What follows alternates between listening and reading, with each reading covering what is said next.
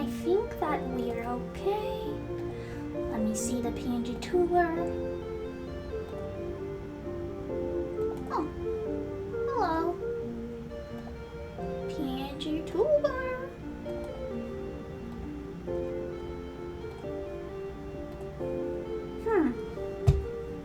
Why are we not working right now?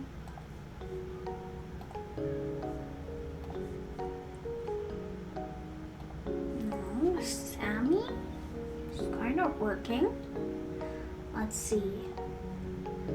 PNG tuber, please appear.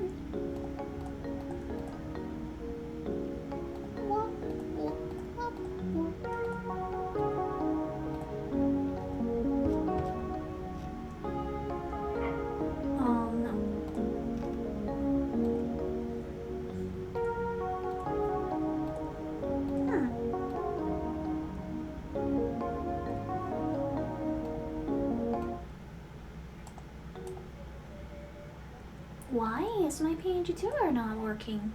That's weird. Let me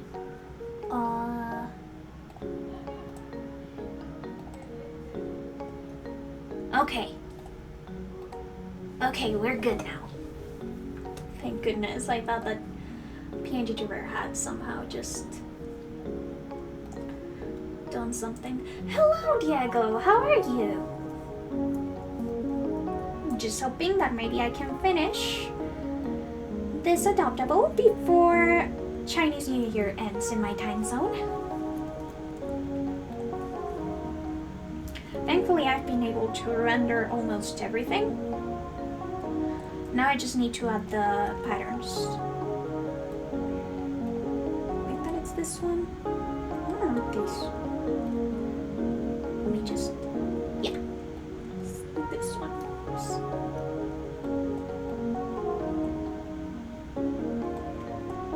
Can I get away with just doing this?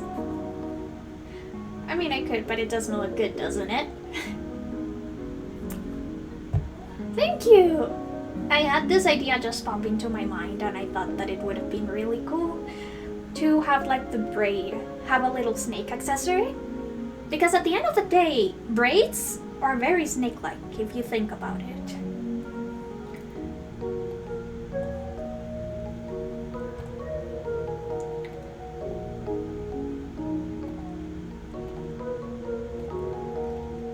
Let's see. I think the last thing that I need to render. Yep, such a cute snake. Snakes are super cute. Hello, little snake. I hope to add more details later. Especially when it comes to all of the patterns and accessories. Oh yeah, I am hoping that once I get Twitch affiliate, you'll be able to have emotes too.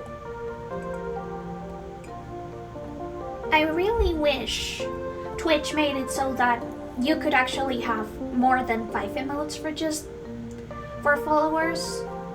Because I do think that it's a shame that followers get so little free emotes.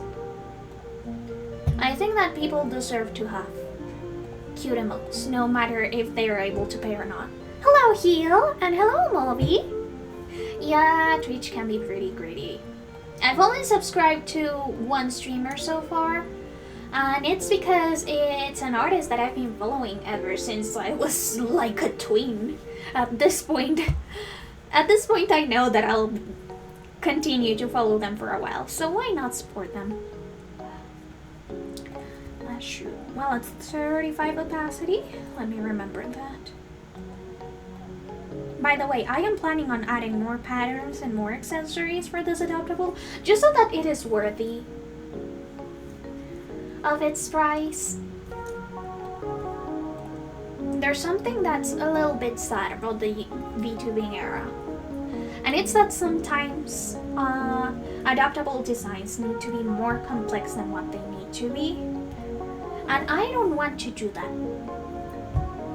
Much cheaper? How cheap are they? I think subs for me are like $1.99. Yeah, my subs are $1.99. Tier 1 sub. I don't know if in other countries it's cheap, it's more expensive or not.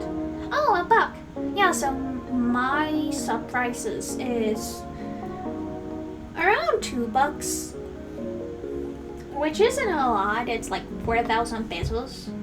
Wait, no, I'm actually still thinking about $1. No, it's around 8,000 pesos, which I mean, it's a little bit expensive, but 8,000 pesos a month doesn't really make a dent in my finances, so I can survive supporting one creator with my measly $2.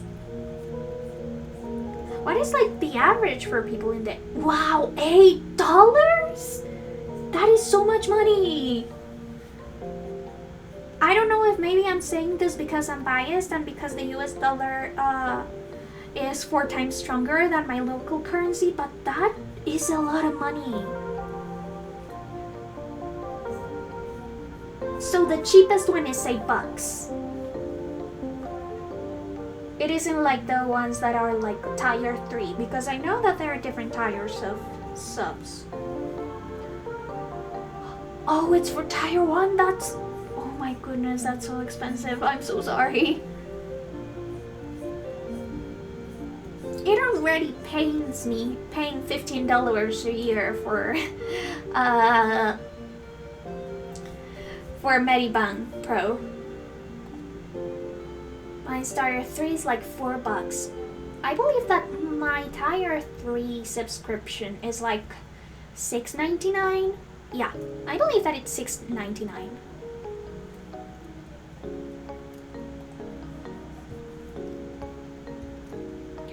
So I guess your tier 1 would be the equivalent of 1.5 tier 3 subs in my country.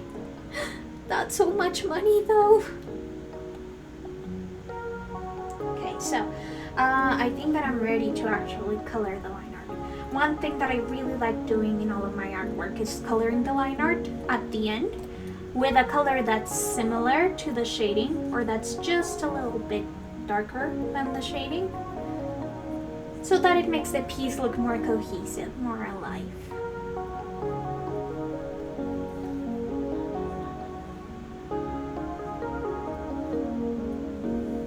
Right, this is an eyebrow.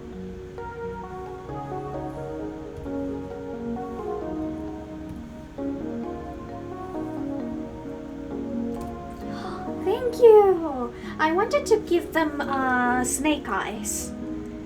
When I first was creating this character, I had actually some Chinese snakes, Chinese native snakes open in the other tab, so that I would be able to reference the colors and the eyes. And I found this really beautiful snake that has so many shades of green, that comes from like this very pastel-y lime green to a very, very vivid green, and that was like my inspiration for this character. But I also added like cooler shades of green so that it looked more jade-like, because I know that jade is a stone that you use for good luck in a lot of Asian countries, including China. So I wanted to give this character kind of like a jade snake feel to them. Oh wait, I think that you're gonna see the difference the most when I start coloring out the hair, just how much coloring the line art smooths out all of the details.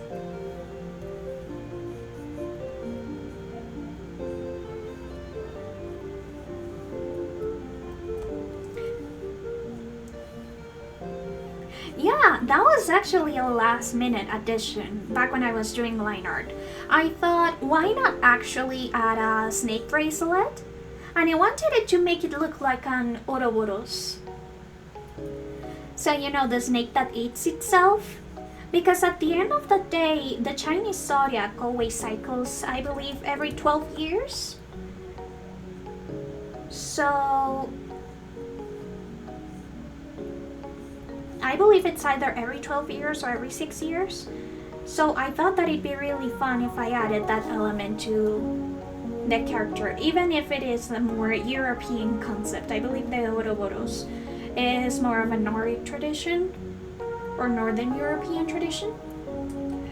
I'm glad that you like it. I'm really excited to see the final product too, especially because this is just the character with the flat colors, so I still haven't added the patterns that the Hanfu is going to have. And that definitely is going to give the character a much more refined feel to them.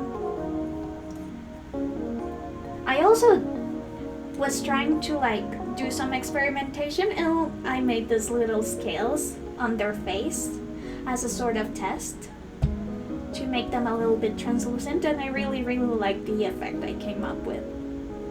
I'll be sure to experiment more with that effect with other paintings, so that maybe I can nail down which was in essence it was an accident. Because since I shade in just one layer, all of these colors that I use for shading are exclusively in one layer. I don't separate for color, so sometimes the colors tend to merge and tend to mix in.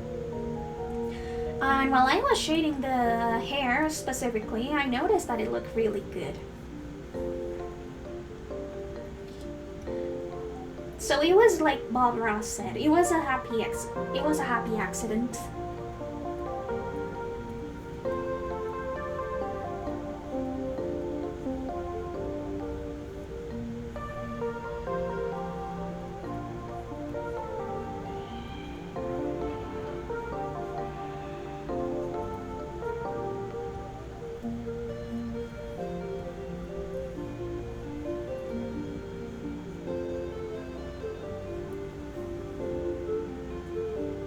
Happy accident.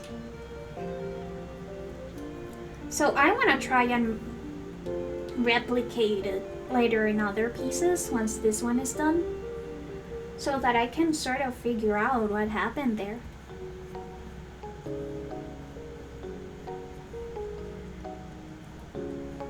Oh, by the way, I also gave them super long red nails, because I thought of this idea, since I'm not giving them fangs, I'd probably be able to show that they can sort of use their nails as poison. This one, it's going to go for auction, and the base price is going to be $25 or $100 for commercial rights. So like for full ownership, it's $100 or $25 for just the design for personal use.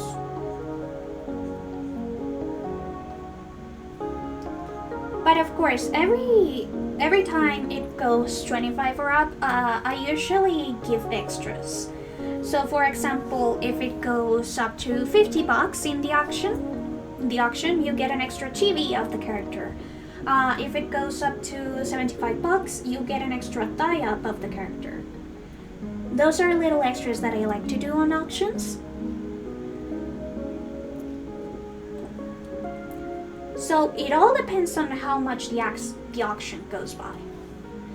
Yeah, I know that people say that I often undercharge, but the thing is that since I also sell my stuff locally in Colombia and the US dollar is a lot more expensive in here, I need to make sure that it can also be affordable for people in my country, since they are also part of my clientele, and I can't just discriminate between them.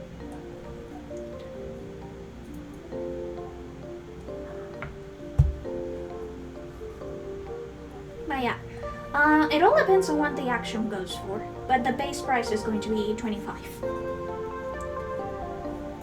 Usually for everything I do, if you want commercial rights, if you want to purchase a license or commercial rights, you would be able to do so for 300% of the original price. And since the base price is $25, commercial rights will be included at $100, which is that extra 300%.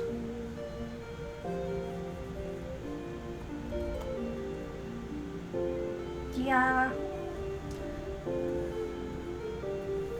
I actually base my prices on what is the local minimum wage here in Colombia, which I know sounds cheap, but it works well for me. And at the end of the day, I need to make sure that I make enough money to live here, because I am not planning on moving out anytime soon. I love my country. And I want to live comfortably in here in Colombia.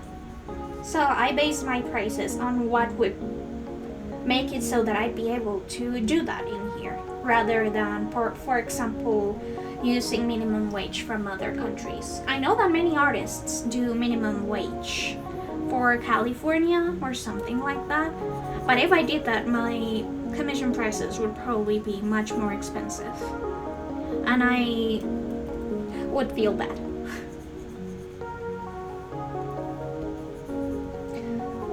Of course, if I ever get too much demand with the prices of my commissions, I'd slowly start charging upwards of that, but that all depends on supply and demand and all of those economical laws. And at this point, I get a comfortable amount of commissions, not too many and not too little. So I currently don't have a necessity to charge more. By the way, this is why I'm just curious what you'll do when you become super popular and have 1,000 subs. I mean, I haven't even reached affiliate yet. So I'm trying to work little by little. But honestly, my biggest dream has always been to live off of my art. Whether that is freelance illustration or illustrating for children's books. I'd really love to become a children's book illustrator. Or just doing my own stuff with my own stories, if I ever decide to publish my video game for money or anything like that. I just want to live off doing the things that I love. And thank you so much, Diego. I'm really happy that you want to support my work. But yeah, honestly, my dream has never been to be super famous or anything. I just want to live comfortably and be able to support myself and my cat. And be able to help my family if they ever need help.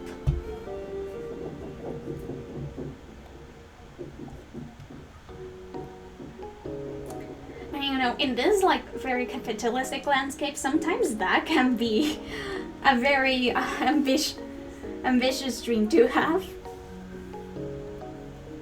It's so... Frida? Oh, Frida's okay. She is right now taking a nap. But she was trying to convince my dad to give her more food earlier this afternoon, because she is on a very strict diet. And I know that it's hard, because when you start a diet, you start getting headaches and you start feeling super hungry, because of course the amount of food that you consume is way lower than what you're used to. But Frida is too fat for her own good. So she is struggling with the diet, but I know that she'll eventually get used to it and she'll be able to lose some weight. Yeah, we all feel super bad, because every time I go to the kitchen, Frida just comes and follows me and then sits by her plate, as if begging for me to give her just a little bit more, just a little bit more.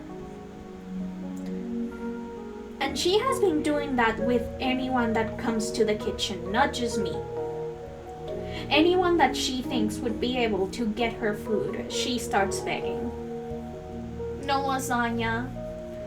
No lasagna today. Nor for a very long time.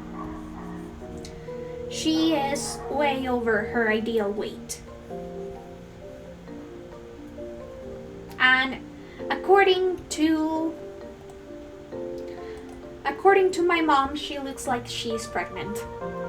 If your cat that isn't pregnant looks like they're pregnant, perhaps it's time to take them to the vet. Or give them less lasagna. I'm sorry, Garfield.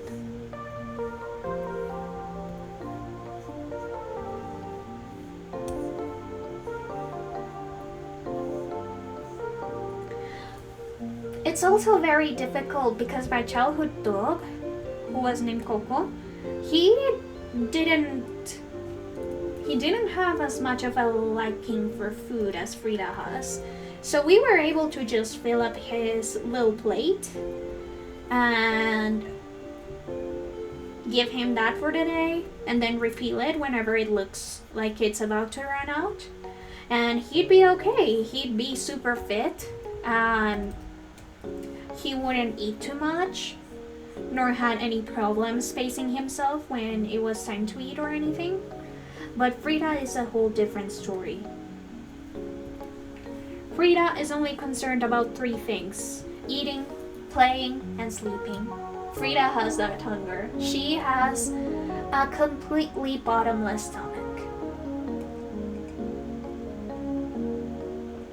And that's the problem, is that when we started taking care of Frida, we did the same as we did with Coco, since that's what we were used to doing.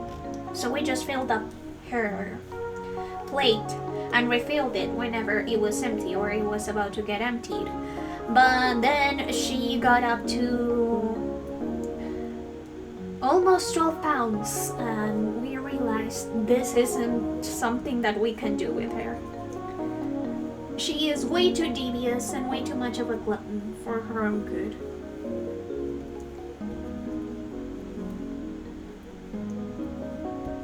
And it's sad because I have shown photos of Frida on stream, but she was emaciated. She was such a malnourished kitten back when we first adopted her. So of course you want to give her food. It'd be cruel not to. Yet here we are 3 years later with a very strict diet of only 60 grams of food per day, divided into thirds. Because if we give it to her all at once, she would eat those 60 grams as if she was a vacuum. She would just suck them all in.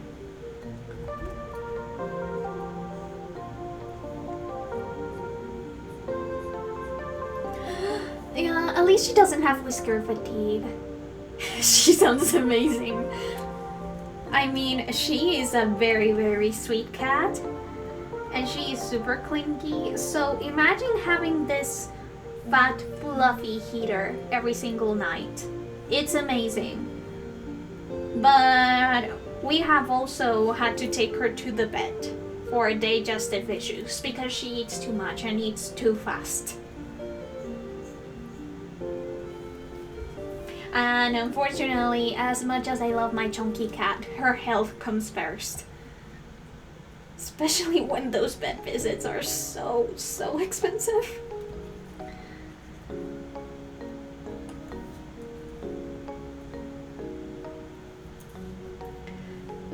It's okay. She's doing pretty well health-wise. The only problem is her weight. And the only way we can actually fix that is with that damn diet. Despite how sad it makes all of us to see her begging for more food. The best strategy that I have found when it comes to feeling bad when Frida asks me for food is just walking over and just looking at her size. Suddenly, I don't feel that bad about not giving food to a cat that looks like she is pregnant with a full litter, even though she is 100% spayed. That's how fat she is right now. She has that low-hanging primordial pouch.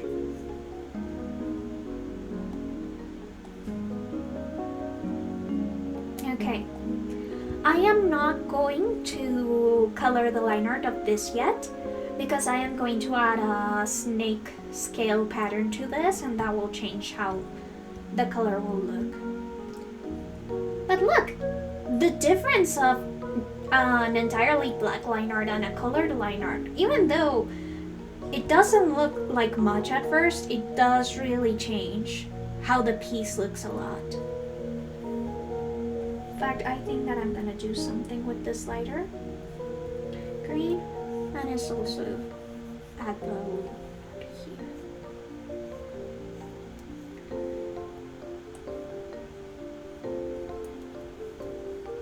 Yeah, she's going to be okay.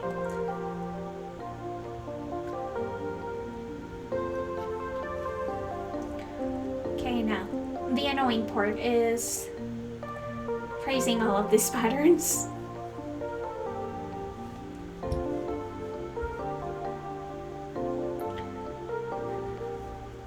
I have the palette in here, so I think that will be okay with putting this snow black so that I can properly trace. By the way, one thing that I didn't realize until it was way too late to correct it is that snake scales aren't like fish scales. They aren't circular like this, like scallops, but instead are diamond shaped. That's something that I'm going to correct.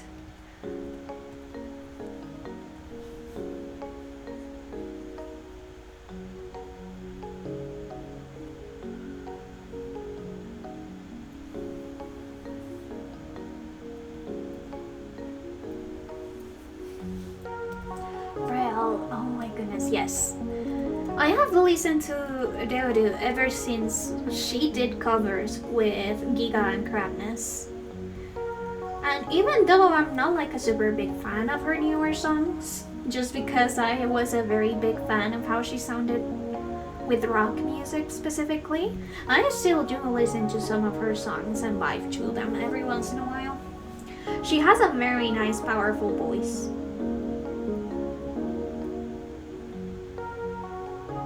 I especially liked when she did covers of Rina Len, because she does really embody that personality. And I loved when she did like group covers with her friends. The community was so interesting to me back when I was a tween. Especially with how people assign different utaites to the Vocaloids, like which one sounded more similar or which one fit their pitch more. It was such an interesting time. And as a kid who aspired to be a utaite or a utaite, I always wondered what Vocaloid would I be if I was ever in those group covers. Like what would fit my voice the best. Because I don't have a very wide range. And in fact, my voice has a very weird range because I end on A flat, I believe. My highest is, I believe, A5 flat or A6 flat. And ending on a flat note, if your range is ending on a flat note, it can be very weird to find songs that actually don't go over that threshold.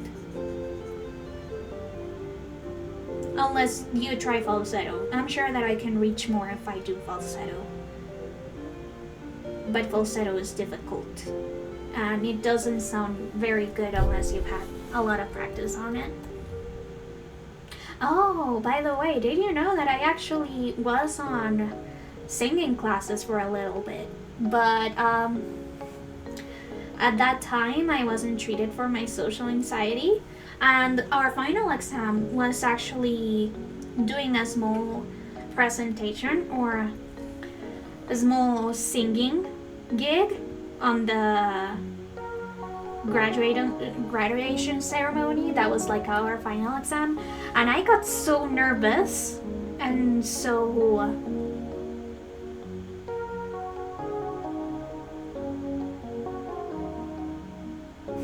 thank you, Nightbot. But yeah, so I got so nervous and I had such bad stage fright that my mom, which was the one who paid for the singing lessons, was like, okay, this isn't worth it if you're getting that nervous. Let's just go and eat some ice cream. It doesn't matter if you don't pass. You had fun in the classes, and that's what matters. If you don't want to do the presentation, you don't have to do it. And I didn't do it. We went out and got ice cream.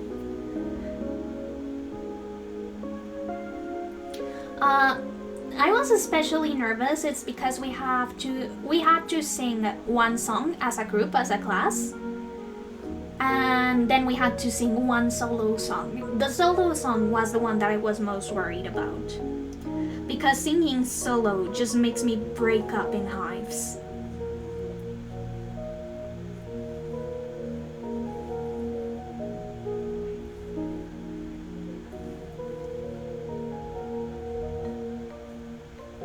I'm honestly very, very thankful that VTubing and all of this stuff, where you just have a virtual avatar, has become more popular, because it helps me take some steps towards being less socially anxious. And also it helps me practice my English, my conversational English especially. I no longer get as tongue-tied as I did back when I started streaming.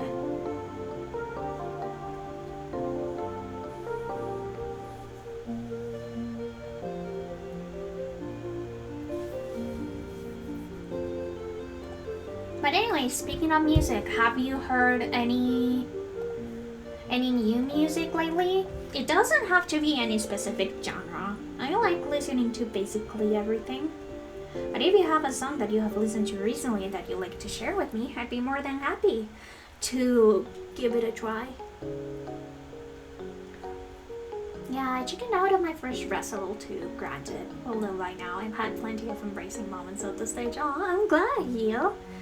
Yeah, it takes a long time to actually be able to get out of your shell, especially when you've always been a shy kid.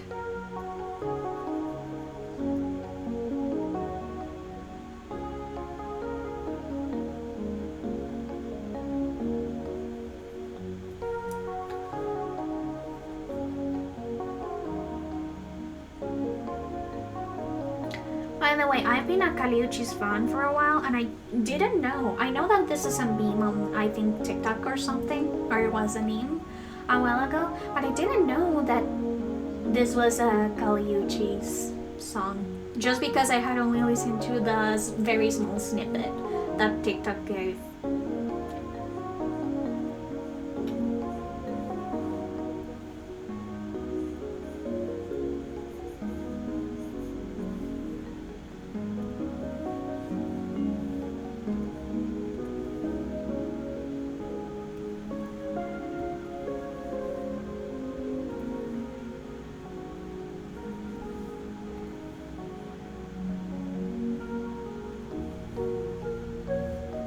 Yeah, I need new music. It even can be a cover. Like, we were talking about Utaites, and some Utaites, I actually prefer their version over the Vocaloid one.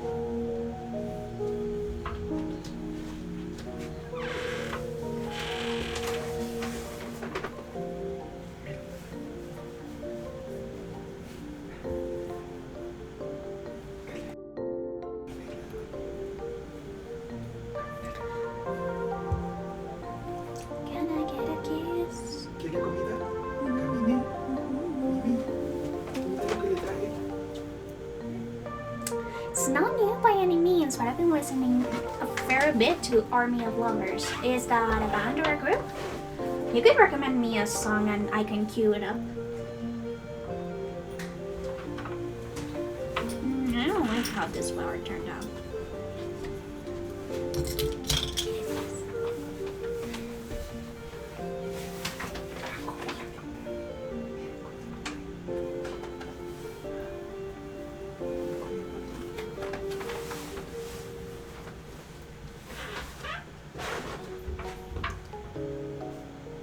Thank you, I'm glad you like it. I'm just tracing the patterns that I did for the sketch.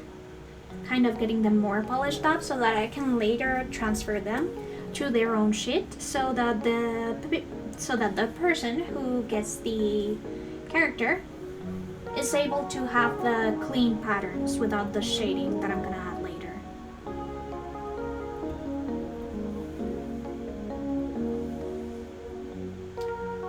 Oh wait, I think that I have it on my liked songs. Let me put it.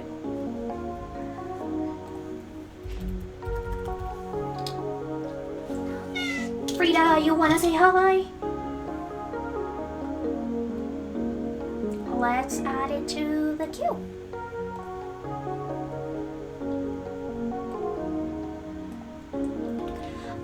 What name do I prefer to be called by?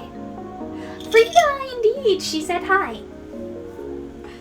I'm kidding, it's just that my dad bought her some food because we were running out. And now she's asking me if she can have some. But no, it's too early for her. Honestly, any name is okay. Many people call me Blanket, some other people call me Ghost, or any variation of the sorts. But that's usually more for friends. So for example, I have a friend who calls me Blanky. I have another friend who calls me Ghosty. So honestly, whatever you prefer. King Midas. Let me also put it on the queue.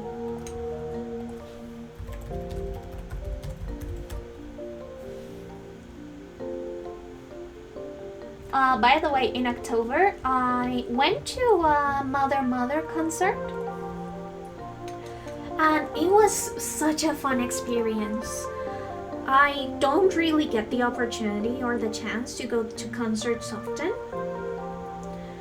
But I was a little bit saddened because they weren't able to sell out. And I do wish I could get another Mother concert because I really enjoyed it. The atmosphere was super cool and they engaged a lot with the audience. And everyone just had a blast.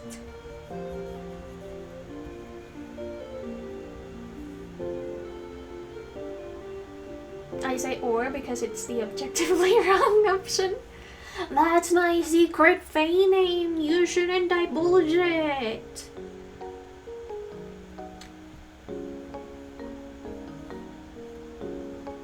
It's a funny thing how middle names have evolved from your secret name so that the Fae don't take your name away to just being named by any religious figure ever, which is the tradition here in Latin America. A lot of people have middle names that relate to a religious figure, or they have their first name be the one of a religious figure and then their middle name is the one that they use.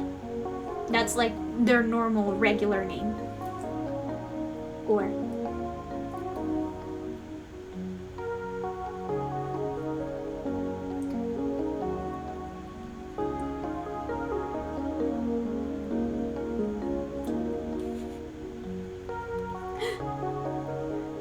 I mean, if you want to call me or, I won't stop you. I just think that it might be a little bit too confusing for others. But if you want to be confusing, I respect that. Being confusing and cryptic sometimes can be very fun.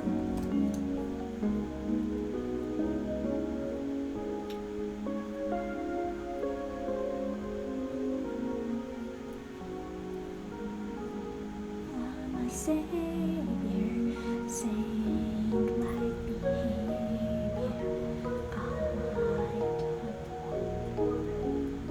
I'm crucified.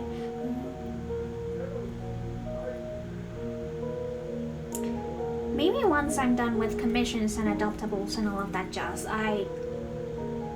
BOG, the bug! I completely endorse that nickname too.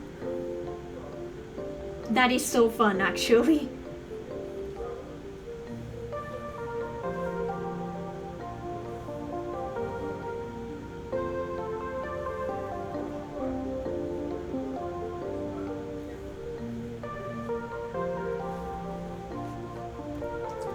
It's also new, but I've been on a bit of a Mika kick. Mika, is it a band or is it an artist? It's easier if you recommend songs and tell me the artist as well, so that way I know that I'm choosing the right artist. But yeah, Bog is a great name. I also completely endorse that.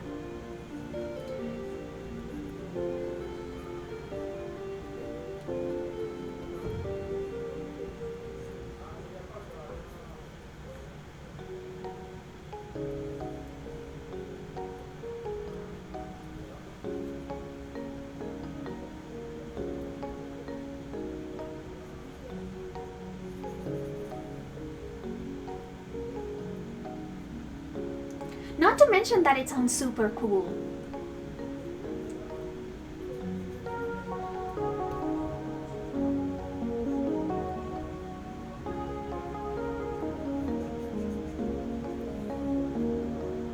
Yeah. Honestly, the meme that they made with Crucified was so good. Some of these songs are especially poignant for people like me in Latin American countries because we're often raised very religious. I was born Catholic and I have been raised Catholic. And even though I don't practice the religion, I don't consider myself Catholic. Some of these songs just hit different.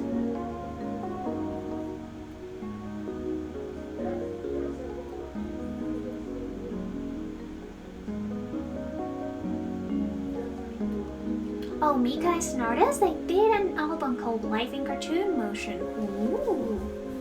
Let's get a song from that artist.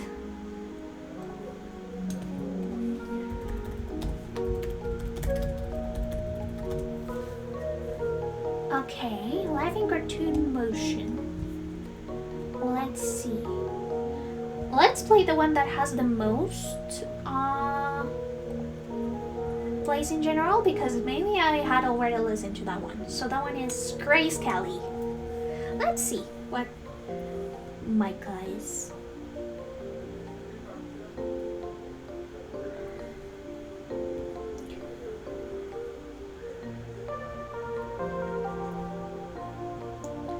Oh, I really wish maybe we could do some movie nights with some of my favorite Colombian movies.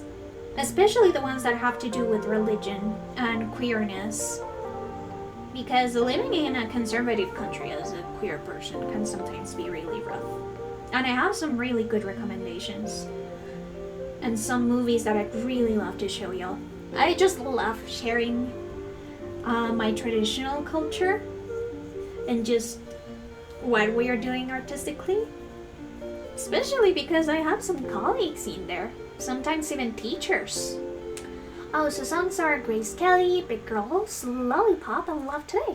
Okay, I've put Grace Kelly on my playlist. So I'll be listening to that shortly.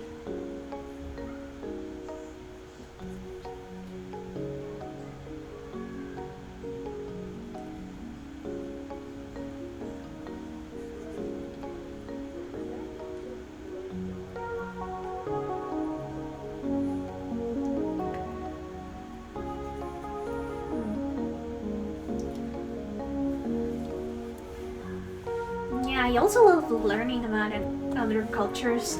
The most that I know about Chinese culture is because my best friend, my childhood best friend, is Chinese. Her parents are Chinese and they moved to Colombia because of the one-child law and they wanted to have more kids. So she was born and raised here, but she still obviously keeps in contact with her family in China, and I think that she goes to China once a year or once every 2 years to visit. And it has been super interesting to learn their different traditions and the differences that their culture have and how they have adapted to Colombia. Yeah, there's more to Colombia than our great coffee. For example, did you know that cumbia, which is a super famous music genre in all of Latin America, actually originated from Colombia? So we are the originators of one of the most popular music genres in Latin America.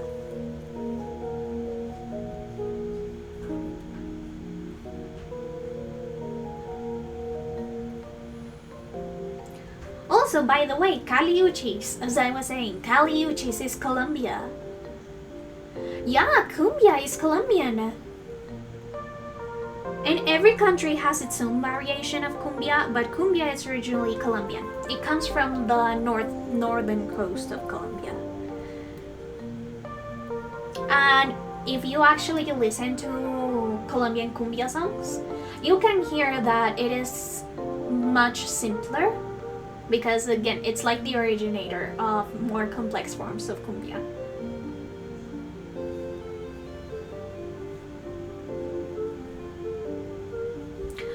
There was this phenomena in which slaves, often that were situated in the coast of Colombia, fled and created their own towns, which we call palenques. And they actually were an incredibly big and valuable influence to shape Colombian music. Because other musical genres, other Colombian musical genres. We have vallenato, we have bullerengue, joropo's more white. Joropo's more from the mountains. But, we have champeta. By the way, funny story, Disney is going to premiere a live-action series about champeta. And about how champeta is somehow this kind of magical music genre that unlocks the secrets of the universe.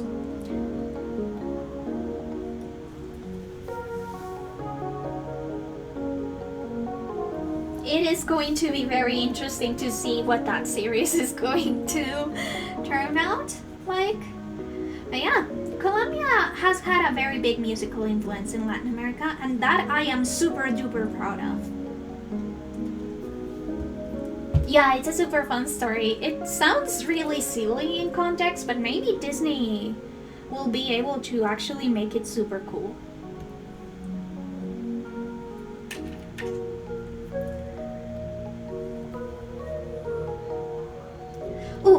Another fun fact about Colombia. Did you know that in Encanto, the main character named Mirabel, actually her name caused a lot of ruckus here in Colombia? Because that's not how the name is written, not pronounced in Colombia. Mirabel is the Mexican variation of a name. Here in Colombia we use Maribel, which has the first two vowels inverted. So for a long time, I actually struggled pronouncing Mirabel's name correctly because I always averaged out to the more common pronunciation. Mirabel, she wasn't Mexicanized. Well, I do believe that her outfit definitely isn't super authentic. I'm not a very big fan of Encanto's character design, to be honest, when it comes to historical accuracy. But Mirabel, the name Mirabel, and Madrigal, like Madrigal, the surname, those two are names that are way more common in Mexico. Way more common. Usually we say Maribel in Colombia because we use Maria and Mari a lot in our names, so it just comes more naturally to us. Also, Madrigal is an extremely rare surname in here. It really saddened me because the story of Encanto is very deeply Colombian, but when it comes to character design and just like these small things that really talk about the visual identity of Colombia, they weren't very good.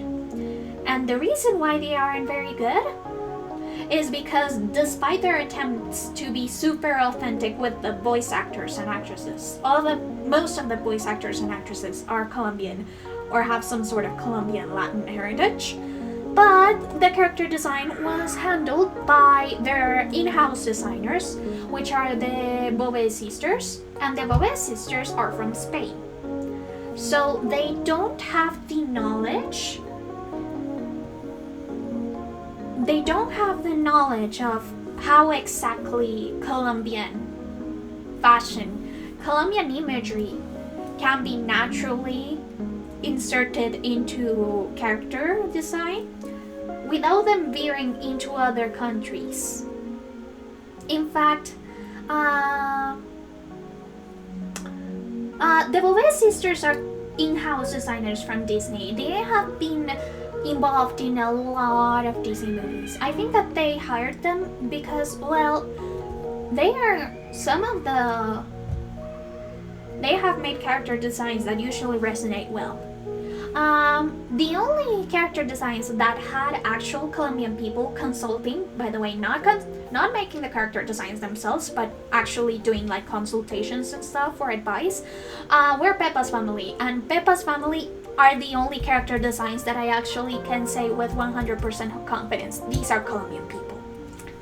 I actually had a conversation with both my dad and my maternal grandpa, because my maternal grandpa was actually alive and around the age of the main characters of Encanto, in the same time period that the story takes place.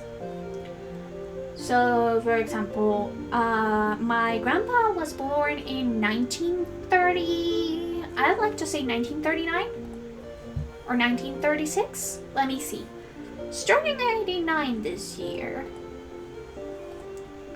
I'm not good with math. He's turning 89 this year. 2025 minus 89. He was born in 1936. So by the 1950s, which is around the time that Encanto took place, my grandpa was around the same-ish age of some of the main characters, which are between 12 to 21 years old. So 1950 minus 1936, my grandpa... Wait, no. 1950 minus 1936... 14.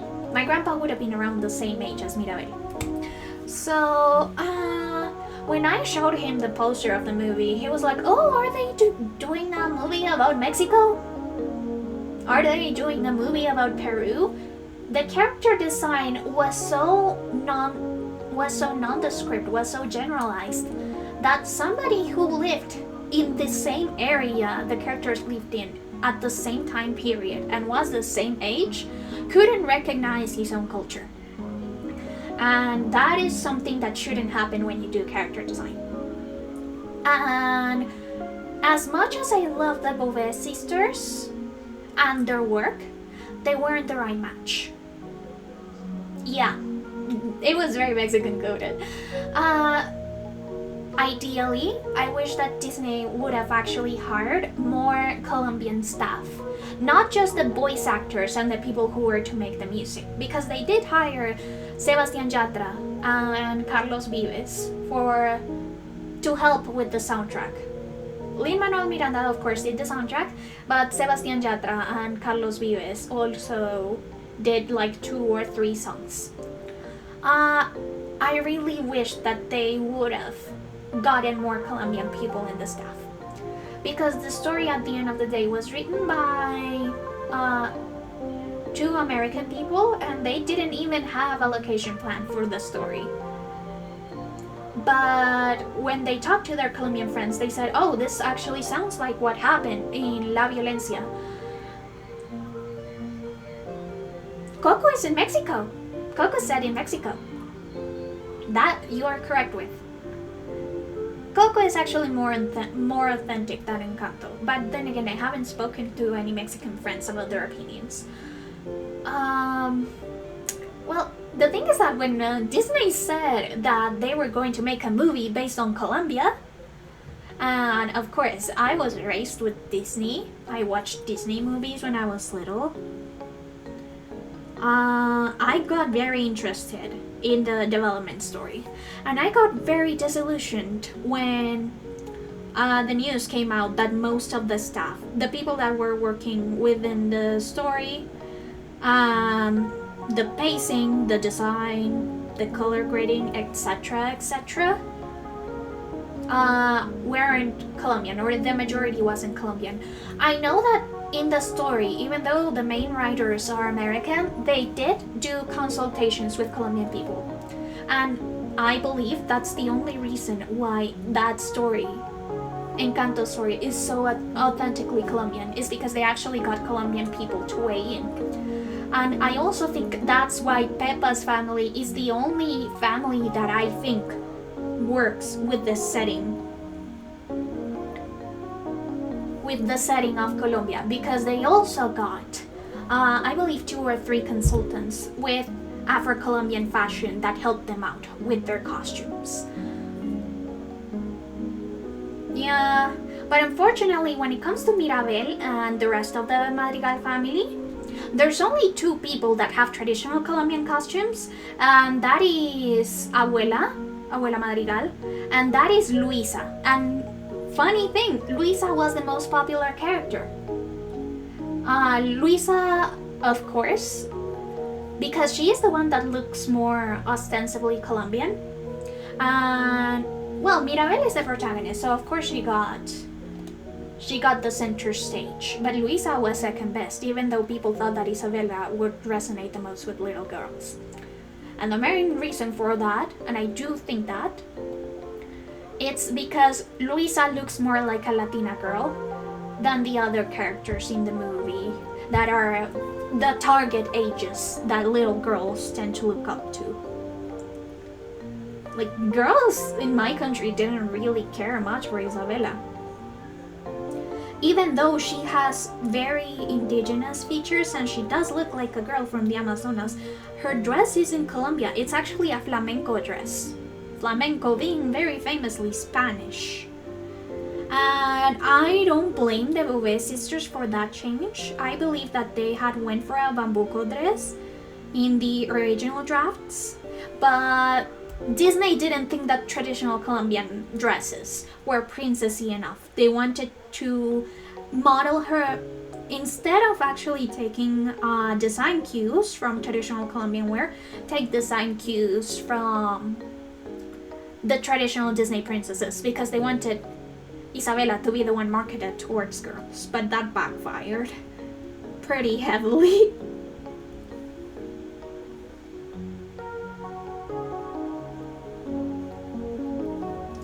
So, unfortunately for me, when it comes to character design, Encanto was a disappointment.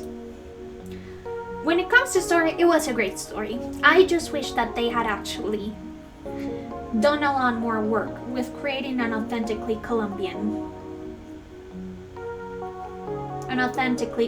setting.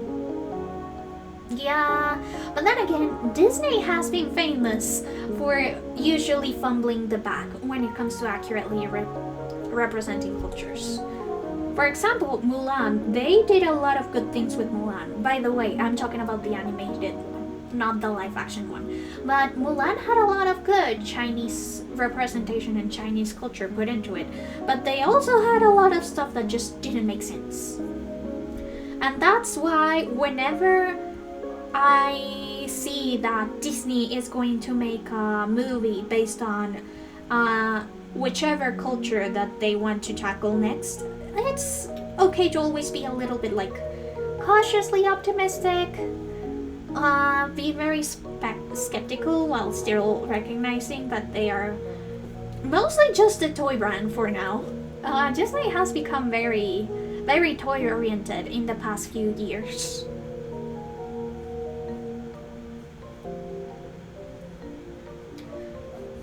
So yeah, when Encanto came out and the posters came out,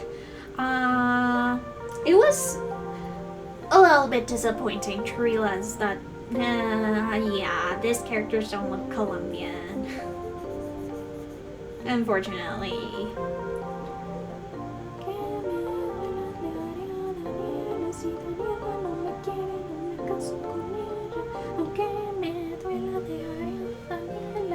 But yeah, Encanto overall is a nice movie. Not like the best to represent Colombian culture, but it's a good starting place. Definitely not one that you should base, like, if you were ever to create an Encanto fan character, maybe do a little bit more research than what you see on the movie.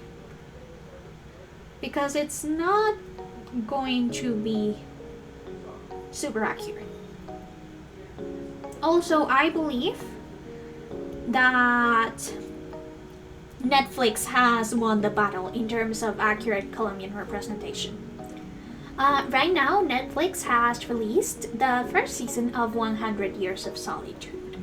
100 Years of Solitude is critically acclaimed and one of our most famous novels from our only literature novel, Gabriel Garcia Marquez. Actually, Cien Años de Soledad or 100 Years of Solitude was the novel that got us our first literature novel.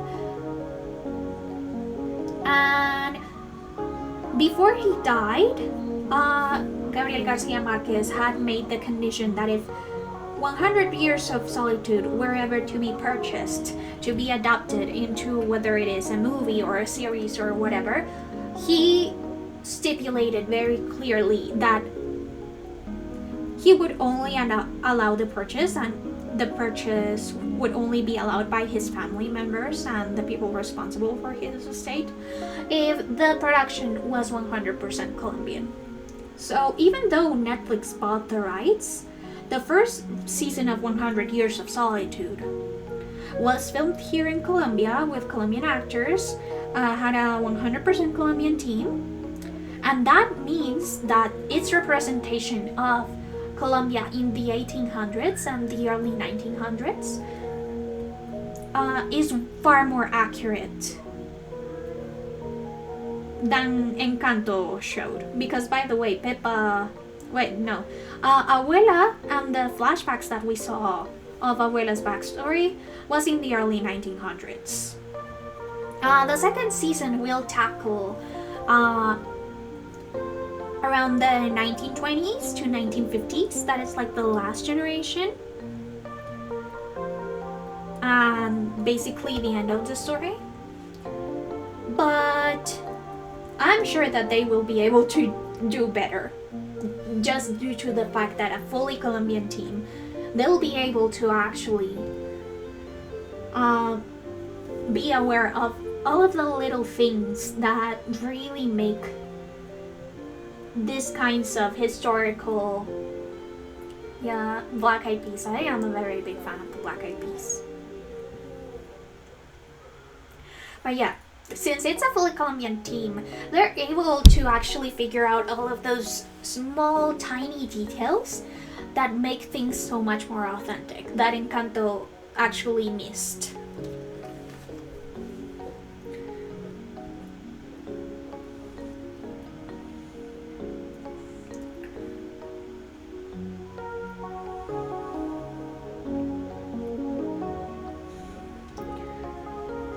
We've got the sleeve print.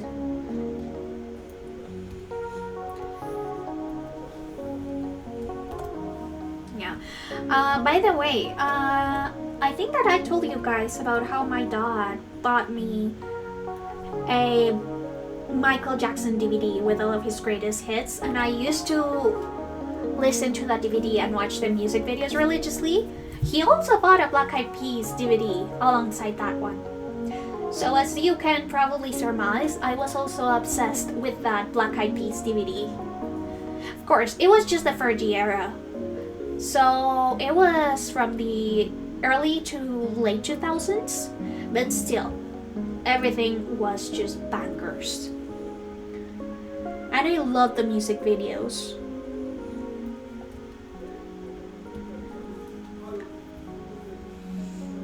In fact, I believe that was basically what I mainly listened to when I was little, Michael Jackson and Black Eyed Peas. And also some old Shakira, because of course. Yeah, it's definitely the golden era, but I do think that some of their newer songs, around 2020, 2023, were very good.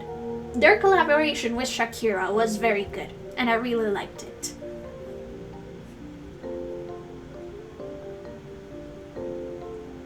Yeah, see? It's the same. They usually treat Latin America as a monolith, and that's what happens. And it's obviously just so difficult to explain to people that Mexican dress, Peruvian wear, Colombian wear, and Venezuelan wear, even though they look similar, they are so intrinsically different. But people just see off-shoulder shirts and white skirts and think it's the same for every culture. But no, there are very, very subtle and very specific differences between not only the material but also the way that they are constructed that can change the culture and the setting of a place completely.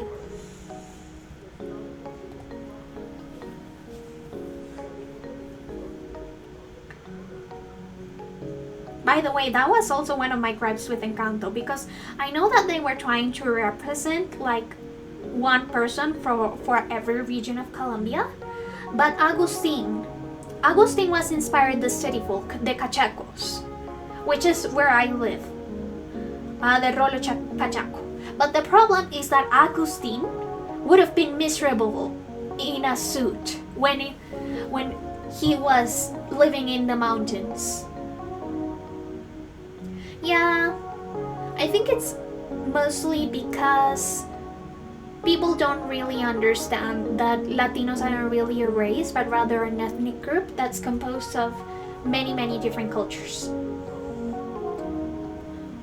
But yeah, Agustin wearing a suit in rural Colombia actually pissed me off so much. That man shouldn't be that tidy. He should be suffering. He would be having heat stroke every single day.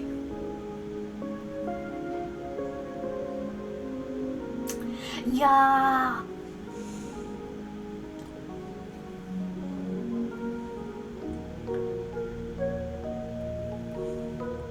Yeah, that's the thing, is that media often just creates their own mythology about not very accurate things. Yeah. It's really sad how unfortunately Latin America has been just basically reduced to either being Colombia or Mexico, but neither the Colombian or Mexican representation are done right. They usually just take a couple of stereotypes and mix them all together to create the quote-unquote Latino character. And I don't like it.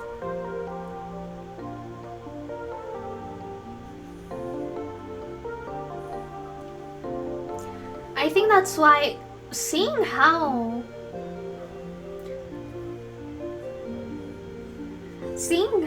misrepresented my culture was in media, I think that's why I'm also really careful whenever I create characters of another culture. Because I don't want to do the same shit that's happening to me.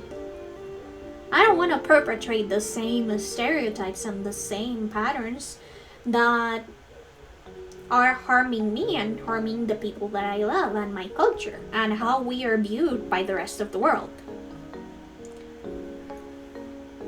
Also, yeah, now I'm curious about Vikings. I know that they are wrong and that they are usually misrepresented, but I don't know what is an accurate representation of a Viking.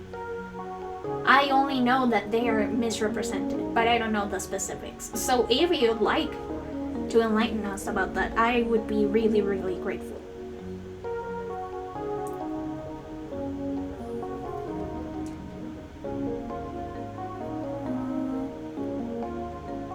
Oh, they didn't write much. Yeah, that's honestly pretty saddening. Eventually culture can be embraced by being watered down or overrated by misrepresentations. Yeah, that's actually happened to us. When Latin America was colonized, a lot of our scriptures and written works were burnt down. We only have, we do have a few writings, but the most preserved one was a letter to the King of Spain by a Peruvian man called Juan Puma. And of course, it never actually reached the King of Spain, but it's the only preserved piece of indigenous literature that has been properly preserved. I've seen it happen in Mexico where the younger generations aren't interested in understanding their own culture. That's so sad, actually. Especially when there have been artists like Natalia Lafourcade, who is Mexican, that has been trying to actually push the youth to be more interested in preserving Mexican traditions. But I hope that changes over time. Most of the time, young people aren't really interested in preserving their culture. It's because they see it as antiquated. But as you grow up, you start to understand that actually the cultural identity of your country is more important than you think. Especially when you have such a rich history. It's a shame that it would ever be erased or rewritten. Colombia has had a very big problem with that, unfortunately.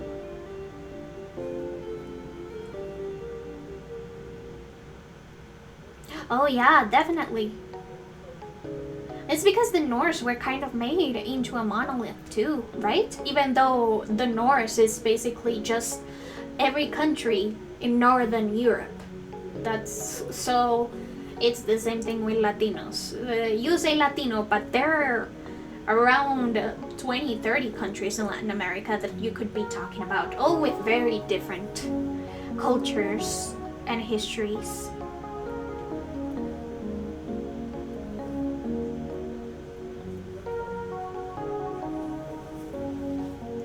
It's very sad to see history disappear, but that's why I really, really want, if possible, to get a master's degree in museology and conservation here in my country, so that I can actually help preserve specifically Colombian art and Colombian historical pieces. Because it is unfortunate to see how much the youth in our country don't really care about those traditions that are starting to get lost.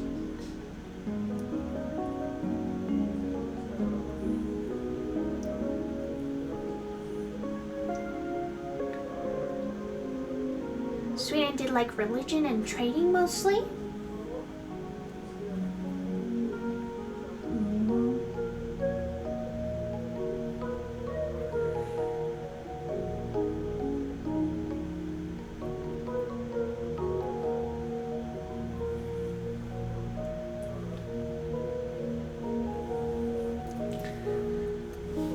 It would be really nice if there were more opportunities for non-American film companies to actually get their art and works out there, just so that you can get a glimpse of how entertainment looks like in other cultures, in other places when it's done locally. Because Mexican telenovela is going to be different to Colombian telenovela, and soap operas from Korea are obviously different. K-dramas are obviously different from soap operas that come from the Arab Emirates. Just like how Bollywood films are so much different than Nollywood films and Hollywood films. So different, and it all shows just how the cultural and social space is, and how there are like very simple things that one may look over when you are creating something as a foreigner.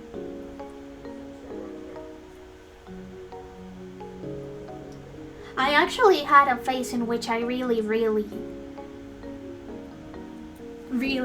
started watching Bollywood films. I still love Bollywood, and I love their music, and I sometimes watch Bollywood movies every once in a while. But there was a time when I was a senior in high school in which I just got obsessed with watching Bollywood movies, specifically ones that included Aishwarya Rai and Deepika Padukone. Sometimes Madhuri Dixit too, but those were my two favorite actresses, and I just ate up all of their filmography. Yeah, definitely. Even in the same countries, among different towns and states. The city I live in, which is really big, there's actually differing cultures depending on which area of the city you live in. Not only socially, but also because of the economical situation. Being raised in the north of my city is going to be a starkly different experience than being raised in the south of the city. I was raised in the west, so that's going to be an entirely different experience than living in the east of the city. So even just different neighborhoods are going to change the way that you view the world.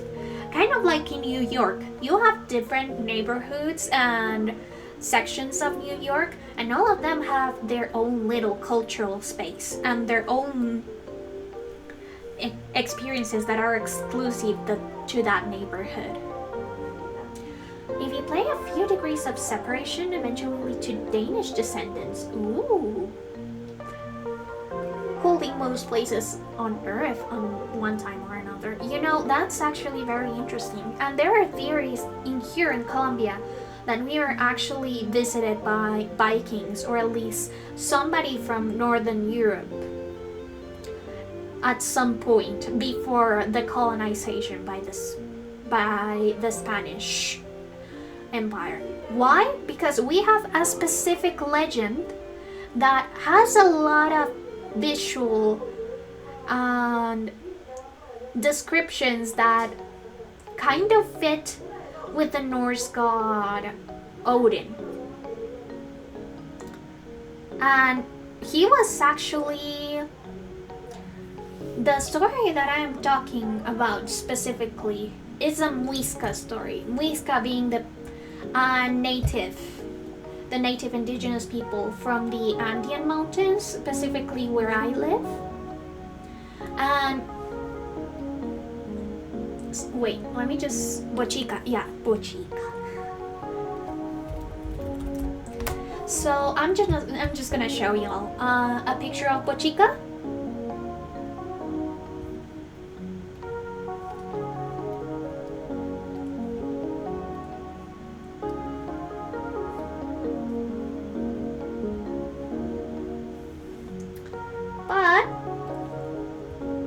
Bochica is a traditional character in Muisca religion, which, as the story tells, was a white man with a white hair and a white bird that was associated with crows and taught the Muisca people how to till the land.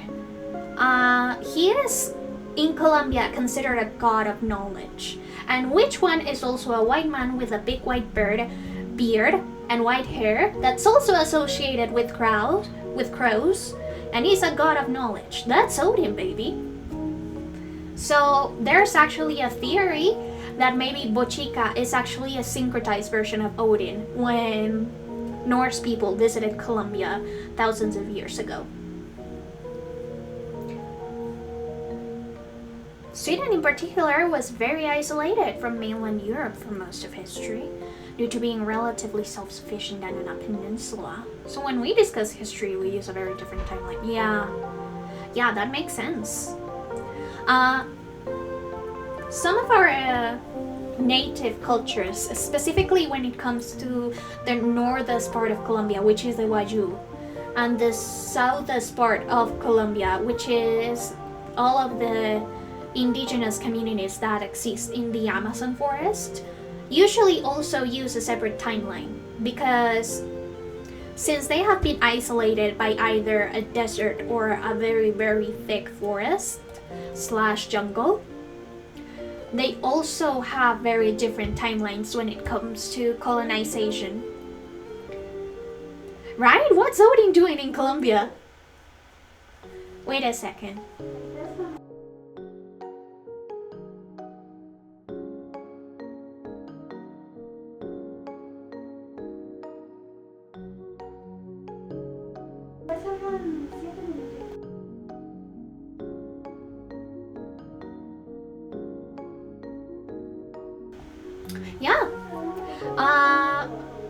never fully Christianized in the same way that some countries did. That is true. Christianization is a very odd thing when it comes to Latin American culture, because while there is a lot of conservative Christian and Catholic values in our culture, there are still practices that are traditional from indigenous religions that we still use from day to day. And there are religions that were actually mixed versions of traditional indigenous religions, black religions that came from Africa, and Christianism and Catholicism that were syncretized. For example, many people demonize voodoo, especially Hollywood. But in fact, voodoo is a religion that is a syncretization. It's a mix of traditional Yoruba religions and Catholicism. In fact, a lot of voodoo practitioners are also Catholic, because the religions are so closely linked together. And that is something that I never understood whenever it came to demonizing voodoo, because at the end of the day, you're just demonizing a branch of Catholicism. One that has very, very strong cultural ties to specific countries like Puerto Rico, Haiti, Cuba, Dominican Republic. And of course, there are areas in the US that also have voodoo practitioners, like New Orleans. And it isn't witchcraft, it's just a different way to worship the Catholic religion. Thank you so much, Diego. I'm a very, very big history buff. I love learning about history, both world history and history of my own country. So when it comes to learning about all that stuff, I honestly just eat everything up. I wish that there was a major in my country in which I could just study art history, but unfortunately there isn't. So I instead am aiming to get a master's degree on museology and conservation, which is the closest I can get. Oh, the thing about art history, by the way, it's because the problem is that there are art history majors, but they focus on European art history. And to be entirely honest, I think that we should instead pay a focus on our own art history. Like, yeah, European art history is super influential and whatever, but I already had a class about European art history throughout my entire major. I would like to instead specialize on art history that's about my country, my traditions. That's why I'm choosing museology. Yeah, I know. Unfortunately, Colombia has had a lot of history with northern, either that being European or North American countries, meddling with our education and politics, as most Latin American countries do, unfortunately. There's also a lot of propaganda here that speaks about how everything that's foreign is better than our local stuff. And that is something that has been especially taught to the generations right before me, like my parents and my sister and some aunts and uncles. They think that going to a foreign country is winning the lottery. It's like you won at life. But to be honest, for me, I think that I am much more well off living in Colombia. And I wouldn't really change living in here for anything else, for any other country. Even though when I was little, I did want who doesn't love a good banana republic? Don't ask Chiquita Banana what she was doing in December 5th, 1928.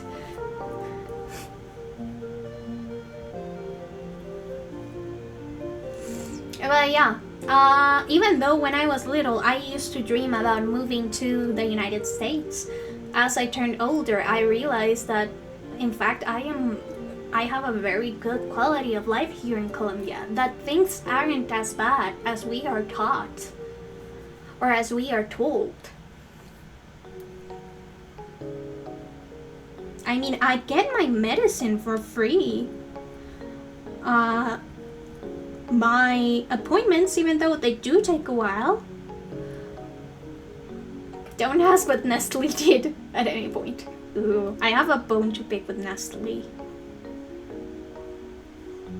I think that everyone has a bone to pick with Nestle, to be honest. Yeah. Look, I have free education here in Colombia. I have, even though our medical system isn't that good, I still get my medicine completely free with my insurance, as well as get relatively cheap doctor's appointments, and I get them at around a month, or even earlier if it's an emergency. I can just go to an emergency room and not get charged a lot. The impression I'm given by US media is that Colombia is run by drug cartels. Something cool that you're here to correct that impression. Yeah. Funny fact, that is because of the drug war that happened 40 years ago. We haven't been able to actually shake off that fact. A bone, don't drop it, you'll never find it in their pile.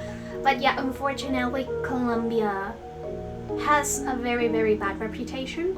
Even though we no longer, or well, we have made a lot of strides to stop drug trafficking. But yeah, it was 40 years ago. Pablo Escobar died in 1992, 1996, and he was like the head honcho of the drug wars. After he was killed, the drug cartel, the Medellin drug cartel, which was the one that was most infamous, it dissolved because fights for power happened. And even though we are still finding remnants of that, we are making progress to make corrections. For example, La Comuna 13, which was a very big drug hotspot back in the 80s, is now completely reformed. It's now actually a place that has really invested on specifically the arts. Kali Uchis, as I said, Kali Uchis, my queen. Kali Uchis is Colombian. She is a Colombian singer, and she was raised in between Medellin and the United States until she was like 13 years old. And she has done a lot to actually help Colombia economically as well with their image. In fact, she released a brand of jeans called Body by Uchis, which she insisted were made in Colombia and made with the fashion trends that are common here in Colombia. And she has her factory of Body by Uchis in Medellin. And she also insisted that the majority of people that work in that factory are single mothers, because one of the bigger effects of the violence that happened 40, 20 years ago in Colombia is that a lot of women lost their husbands and sometimes their children too. So there are a lot of initiatives here in Colombia to give those people that were affected by the war opportunities, and also to get reparations. The only sad thing that's happened is that Medellin right now has like the worst mayor ever. They elected a mayor that's actually far right and is best friends with the president that was in charge of most of those massacres. Thank you for the great stream. I have split. I got my eye on this model. It looks amazing. Thank you so much. I'm glad that you like it. And I hope to upload the auction today night. I don't know if it'll be after stream or during stream, but if you want me to ping you, just in case, feel free to tell me and I'll ping you. But either way, whether you buy it or not, I am just really glad that you like the design. And I also I'm glad that you enjoyed the stream. I love yapping about my country. I absolutely adore my country, and the more I grow up, the more I realize that I am actually in a very beautiful place that often gets overlooked. And I want to fix that. I want people to know that Colombia is much better than just what we are shown in American TV, which is often drug cartels. I also love learning, so we have that in common. And I also love talking, as you can see.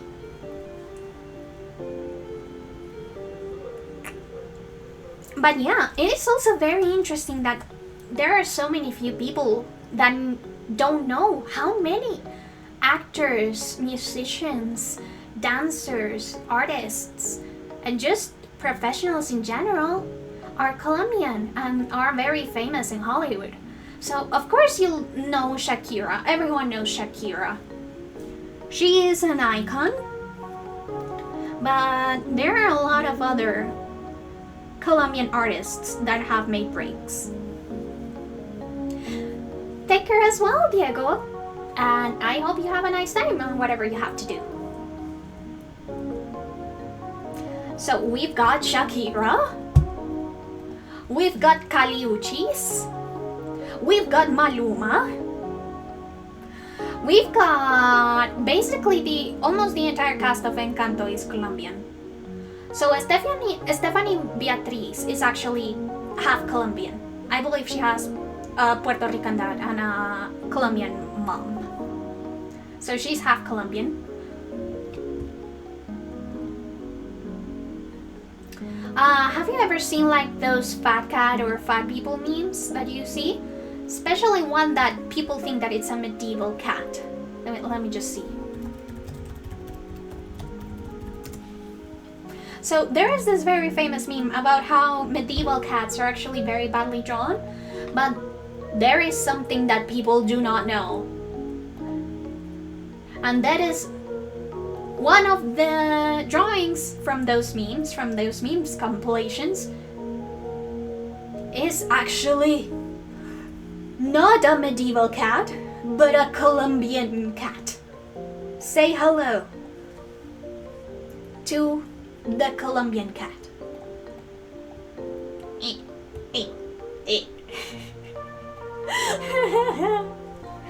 I love this cat. By the way, this is a painting made by one of our most famous artists called Fernando Botero. And Fernando Botero has a very interesting style of doing art in which he likes drawing fat people and he likes to kind of like inflate everything. He would be making bank if he was an artist in For Affinity. Let me just show you some of his work so that you'll know who Fernando Botero is.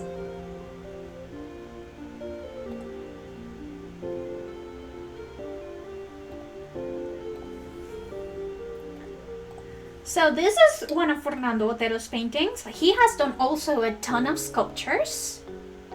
Frida got a painting done! Oh my goodness. I actually was thinking that I should totally redraw that cat drawing with Frida.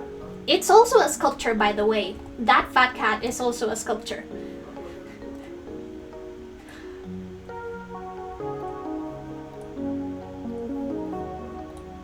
Hey. So Fernando Botero is an artist from Medellin, and he actually is extremely influential, not only because his style is very interesting. He just makes everyone like this. But also because he actually made a lot of art criticizing the bad things that were happening in Colombia at the time. He of course did a lot of work protesting the drug wars that were happening, the corruption, yada yada yada. I should totally repaint this with Frida. Who's giving her an orange? If we ever make a channel mascot, I think that the channel mascot should try and give Frida the orange. Oh, funny story. So when I was thinking about adopting cats, I was also thinking about what to name them. Of course, that's something that you usually think about when you start trying to adopt a cat. What you're gonna name them eventually. And I had decided that I wanted the name to be of an artist or somebody that I admired, like a writer or anything of the such, and or one that would be funny, that would be kind of ironic. So I had kind of narrowed out names until I came with two options.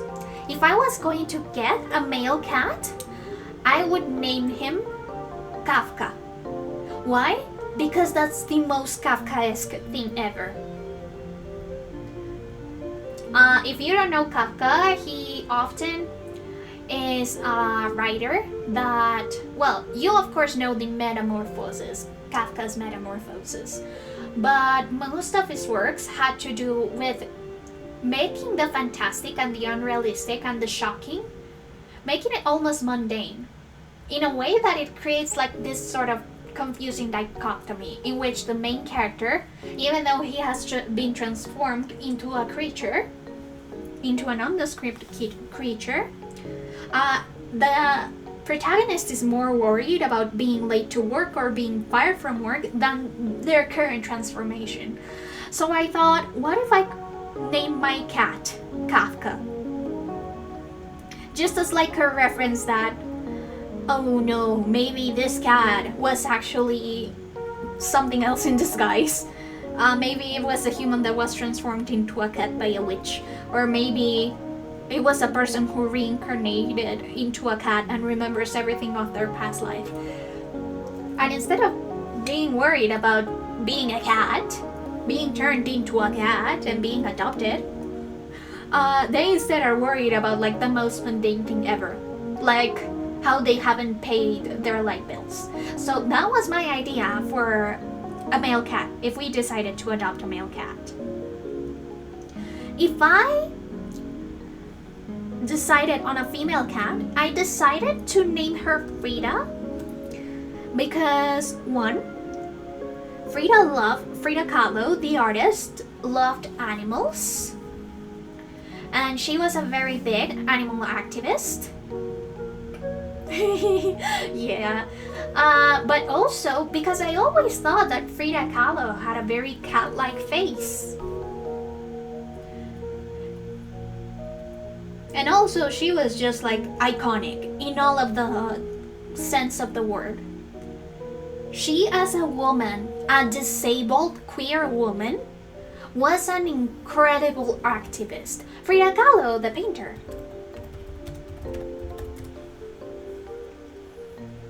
She is one of my biggest role models. And her life, despite being filled with so much suffering, whether that is physical due to an accident that she had, but also a disability that she was born with. I believe it had to do with her legs. And also the various times her husband, Diego Rivera, had affairs and just cheated on her multiple times, and sometimes even stole some of her work, because Diego Rivera also was an artist. She still persevered and became more famous than her own husband, the one that was actually bringing her so much suffering and pain. And despite she was a woman in her era, she still managed to actually have her own art studio. She managed to not only get credited for her work, but also do so much work with activism and in politics. Despite all of the roadblocks that both life and the times and people that she thought she could trust gave her, she still persevered. So she was a very big role model. And also, again, her face, I always thought that she was super cat-like. That's okay. I also know that because of my accent, it may be difficult to sometimes surmise names that I'm saying, because of course English words in general have like their own way of being pronounced, but names of course are going to sound different depending on the language that you're actually saying them in. So Frida Kahlo of course sounds different being told from someone who speaks Spanish to someone who speaks English or someone who speaks Swedish, because phonetics are different. And I guess that's also why people usually change names when it's about localization. Like how, for example, in Sailor Moon, they change the names of the characters when they're localized in English, and Pokemon in general, because they know that there are some phonetics that don't really work with the language that they're trying to translate it to.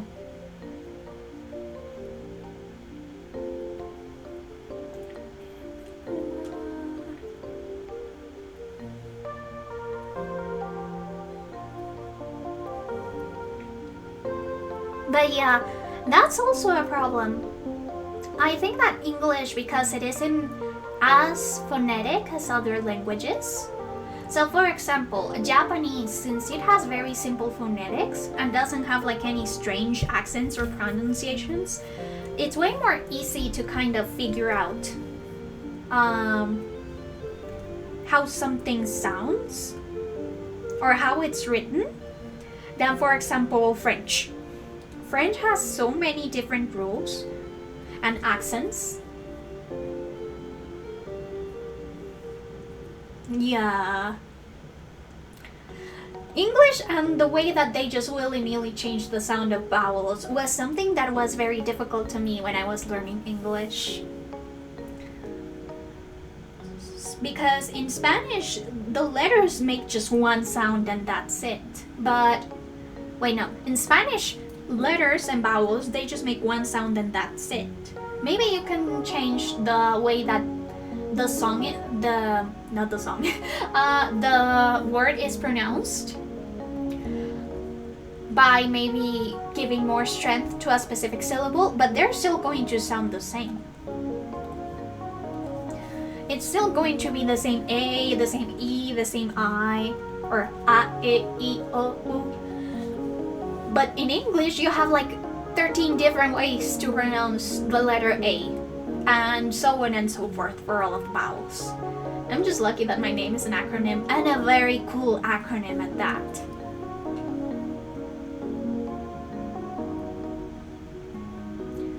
I think mine wouldn't work because my parents' names, the acronym for my parents' names only has one vowel between the two.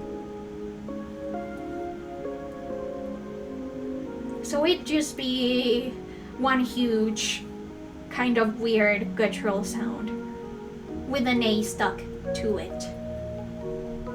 Also, my name starts with a consonant, so...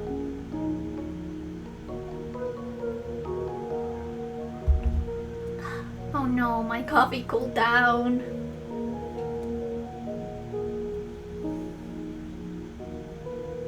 Yeah, but I'm so excited.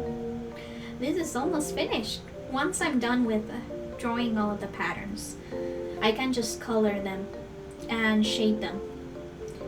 Since I have in this layer all of the patterns put in, so that the eventual person that adopts them can use them. Something that I really, really appreciate is people who make tileable patterns. So people who are able to make patterns that you can just put beside the other and it just fits perfectly like a puzzle, that's something that I've never been able to do. I know that there are apps for that, but imagine how it was done when those kinds of apps and programs are just digital art in general. How were you able to do that without that? I'm sure that there are techniques, but it must have been so difficult to learn.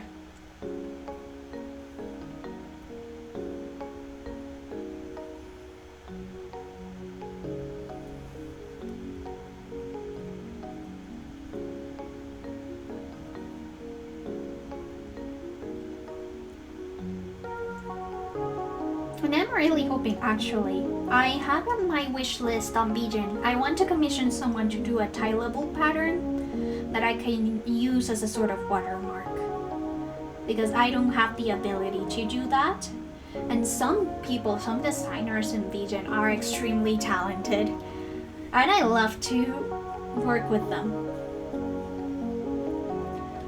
I have some friends from university that I still talk to, or that I kind of follow their work, that also have a lot of experience doing other types of art, but they mostly do painting. And so, if anything, I'm just waiting for them to open commissions.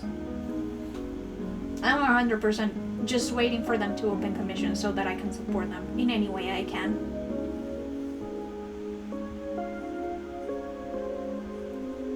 Especially when it comes to selling their paintings. Some of them are extremely talented. For our final project, one of my classmates that I graduated with did a huge self-portrait that looks so cool, so amazing.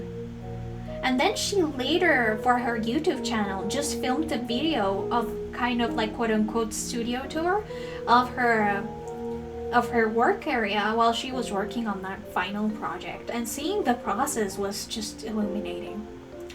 I know that paintings, specifically of that scale, since it takes a lot of time in between layers, because you have to let the layers be fully dry before you actually can start applying another one, it can be extremely time consuming to do a speed paint or a time lapse or anything of the sort. But I hope that one day,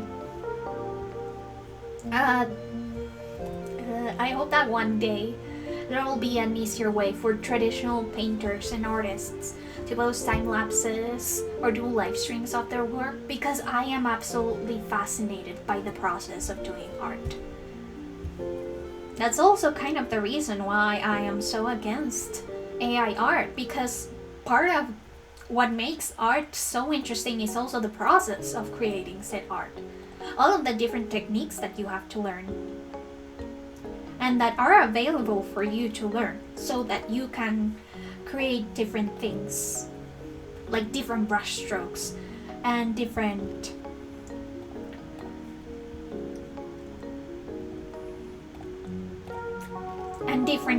ways of mixing color. When I started, my grandparents actually, after they retired, they started doing oil paintings. My grandma mostly did flowers and did sort of like scenes from pictures that my dad specifically took, because my dad really likes photography.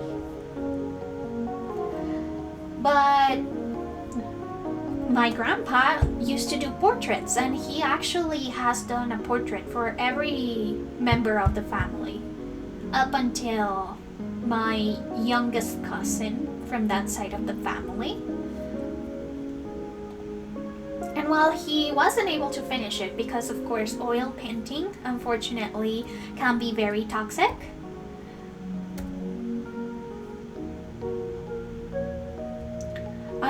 he still did that for every single person, every single member.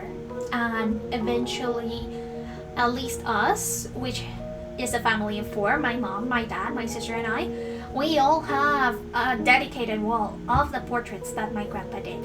And we also have some paintings from my grandma. And I often, even though I wasn't really allowed to get into the studio while they were painting, because of course toxic fumes from the oil paints, I was always fascinated just with the small art studio that they created, and just seeing them work on whether it is a sketch, a pencil sketch, or doing the final details of their work once there aren't as many toxic fumes as there usually are. I was absolutely in love with watching just how a simple pencil sketch in a blank canvas can turn into an actually three-dimensional looking painting. And sure, now that I've grown up, I've noticed the mistakes that my grandparents made. Usually because of their age, their eyesight isn't as good. And also because when you get older, you can actually develop a kind of color blindness, so some paintings look a little bit flat. But still, the fact that my grandparents at their age were able to learn so quickly to create paintings and to have so many paintings made in what I think is a very small amount of time. I believe they only painted for a period of about 2 or 3 years before they had to stop painting because of the fumes.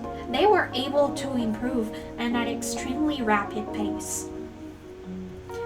And that alone, seeing my grandparents paint and just continue creating no matter what, is very inspiring. At least with oil paint, the oil is fine, it's edible, it's the lead. Because some people think using lead white instead of titanium white. Yeah, the oil isn't the bad thing. It's mostly also the varnish that you have to use. Or specifically, the types of the paint diluter and the cleaning materials that you have to use for your paints that are toxic. Those produce very toxic fumes. There are now more modern alternatives. Thank you so much, Scry. Also, hello, welcome. But yeah, unfortunately, my grandma started having breathing issues, and it was recommended for her that she stop oil painting. And my grandpa did paint for a little bit longer, but eventually he had to stop oil painting. But still, my grandma is very interested on resuming painting or learning how to paint on a different medium, even though she's already 84 years old. And honestly, I'd love it if they got into painting again with less toxic materials. For example, acrylic paint, since it's water soluble, or gouache. They don't produce any fumes, or any of the materials have any fume producing stuff like dilutants or anything like that. I'm sure that they would enjoy getting back to painting in other mediums. Thank you so much, Sky. I was a little bit worried that maybe the greens, if I mixed up the greens and didn't stick to either cool or warm tone greens, they may clash, but I'm thankful that it's actually well balanced. Especially because until I believe yesterday, I realized that my tablet screen wasn't calibrated correctly. The colors on my tablet screen were different from the ones in both my computer and my phone. So I had to, in a panic, recalibrate my tablet because I was already halfway through shading. So thank you. I'm glad that it turned out well despite that mishap. Man, that's one of the things that I hate the most about digital art, even though it's my main medium. It's the problems with screen calibration, specifically.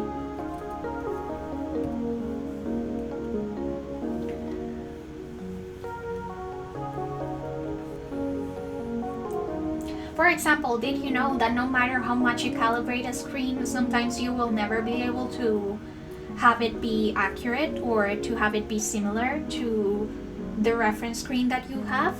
Because some screens just simply are, by machine settings, set to a warmer or cooler tone, and it's something that you cannot change as a user. It has to do something with the quality of the LED lights, but yeah, it's frustrating. Because my phone's screen is okay when showing normal, regular pictures, but my phone's camera is actually cool toned. And that makes me so angry. Yeah, color calibration across devices can be a real butt to deal with. 100%. And specifically because TV screens, I used to use a TV screen for drawing as an extra screen that I had. And unfortunately for me,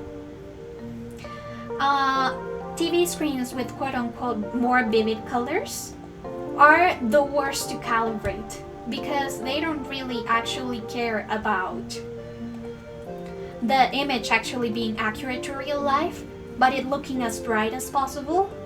And that means that displaying grays and duller colors is a pain.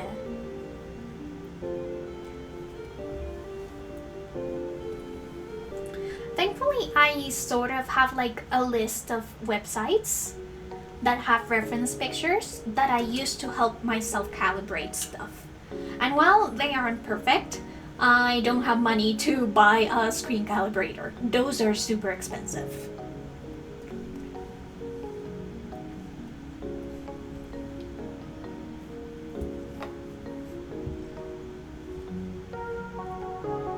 The adaptable, would you say they're part of the bourgeoisie? They look pretty upper class. Yeah, actually, as kind of like the backstory that I made is that they're part of like a sort of very wealthy doctor family. So he is part of a family that is just part of a very wealthy guild of doctors and work with the emperor and stuff to create medicine for them. But I also think that it'd be super cool if he was also like an assassin, a hired assassin for the emperor, and didn't do much about the killing, but did create like all different kinds of poisons and venoms to use. I actually wanted to give this character a set of acupuncture needles because both, it's very medicine oriented.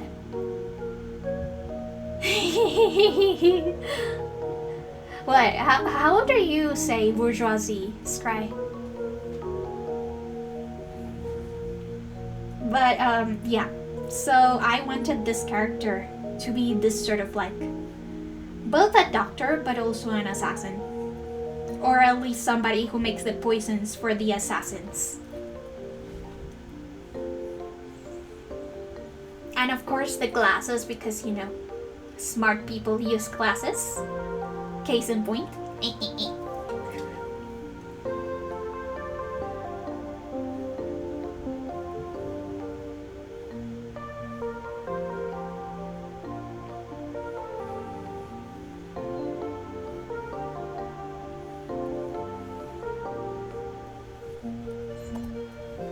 Just incorrectly. Oh no. I mean, it took me a while to realize how bourgeoisie is pronounced in English.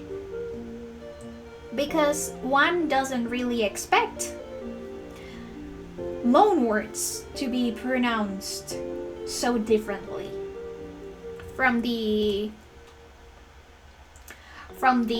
language that loan did. You will be able to practice your pronunciation. Don't be mean. Pronunciation is difficult. This is coming from someone who studied English since they were like 6, 7 years old.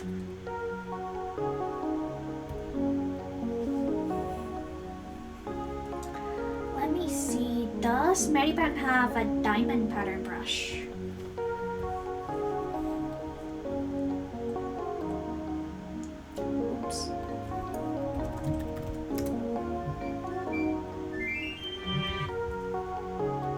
Or maybe scale. Ooh. This one could also work. I'm gonna take those two.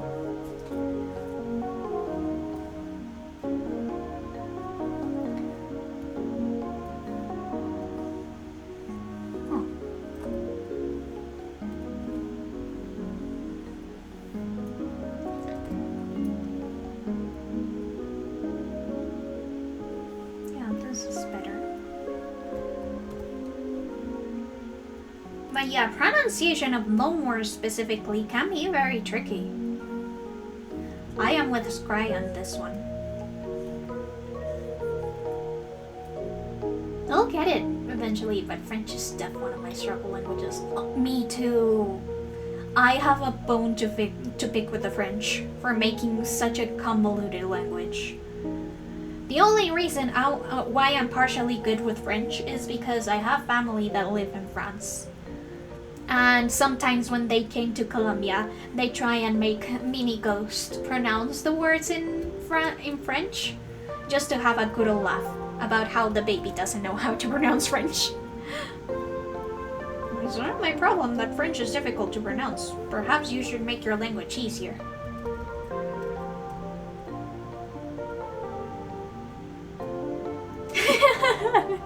Yeah, I guess you really lucked out. You never know when you'll get someone who actually knows how to pronounce bourgeoisie. I know that I probably mispronounce a ton of other words, not just in English, but in other languages. Oh, this one's way better. I like this one way better.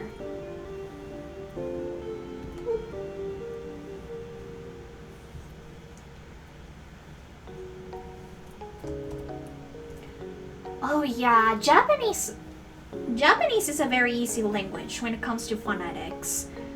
And Spanish, they say our language is difficult. By the way, I'm a native Spanish speaker. But honestly, when it comes to Spanish, it's not like we have any weird vowel combinations and more than 2 accents. Oh, we only have 1 accent that changes the way we pronounce stuff. And it's only the place where you put the most like emphasis on the word. It doesn't change the pronunciation or the phonetics. Ooh yeah, I like this snake pattern.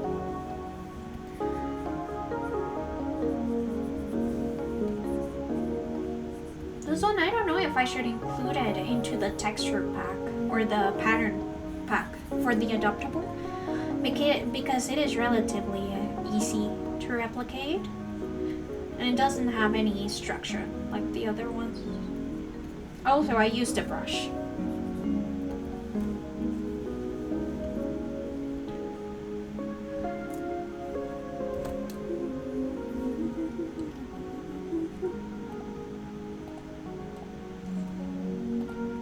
Okay, so now this is where the magic happens.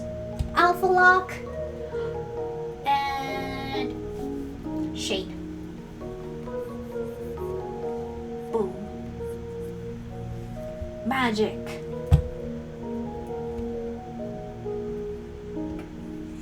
This is why I usually shade the flat colors first and then add the patterns and shade on a different layer. Japanese has a deceivingly easy language to learn how to talk, to learn how to speak on.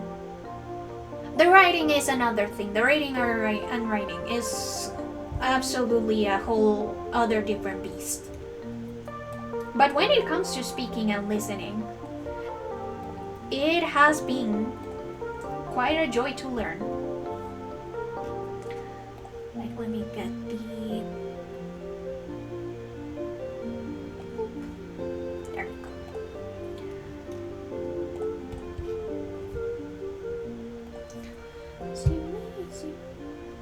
My only saving grace is listening to my dad in Spanish. Means I can speak it half decently. Ooh, that's great. What country is your dad from, if you're comfortable with telling us? I always love meeting new fellow Spanish speakers.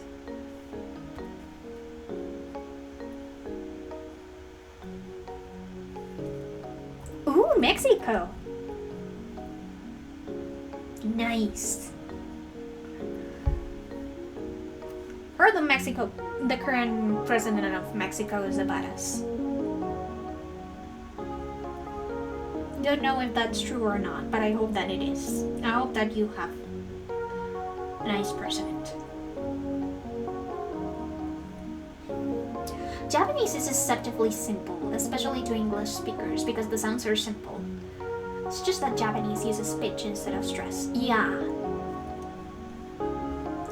So Japanese is especially simple for us native Spanish speakers because a lot of the phonetics of Japanese are also present in Spanish. Specifically for Latin Americans, we do struggle a little bit with the sh sound and the ch sound, so like the ch and the sh sound, because Latin Spanish speakers, or at least Colombian speakers, tend to have those sounds be interchangeable.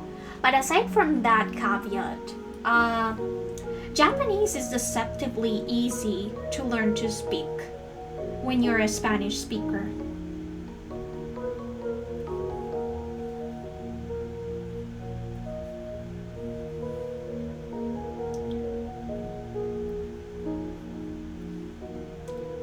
I have been tempted to maybe learn Korean just because the Colombia-Korea relationship is very, very friendly. Fun fact, in Colombia, well, Colombians don't need a visa to enter South Korea because we have very friendly relationship due to the Korean War. So if you speak another pitch language like Swedish, you hear the difference. Yeah, definitely. Spanish also has pitched, like our accents usually work for pitch, not stress. So we are able to also hear the difference, at least in some places.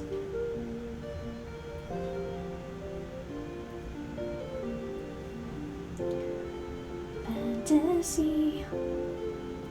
Okay, it is 8:07, which means I need to give Miss Rita her dinner, and I also need to take a little break. So I'll be seeing you all in 10 minutes, and then we can continue chatting, and I'll most likely be finishing this adoptable design and get started on the YCH templates. So I'll see you all later, and go grab a snack or something to drink while you're at it. Okay, wait. I get nervous speaking Spanish, but I can understand most everything spoken to me. My speaking Japanese is miles better because I talk to my Japanese VTubing friends so often. Oh yes, that's great. I honestly learned English so quickly because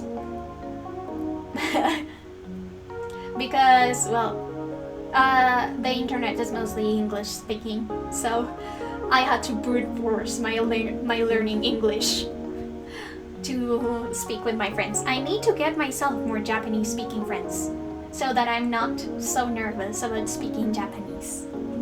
But anyways, go grab a snack, have a drink, maybe stretch a little bit if you haven't been moving for a while, and I'll see you guys at 8:18. Bye bye!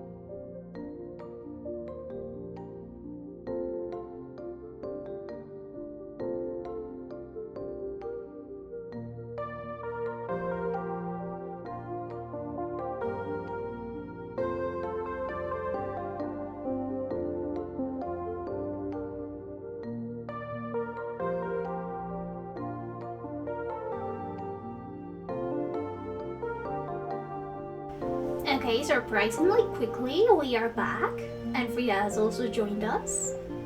Say hello, Frida. Frida, say hi! Well, she doesn't want to say hi, but she's on my lap. She has absolutely vacuumed off all of her dinner.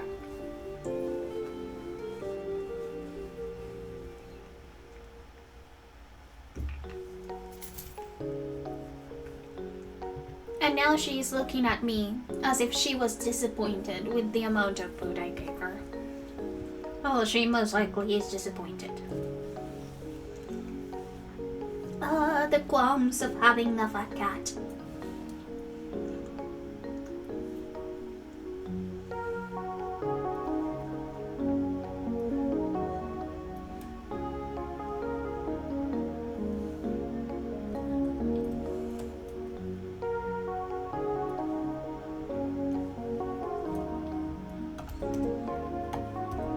Thank you for the welcome back.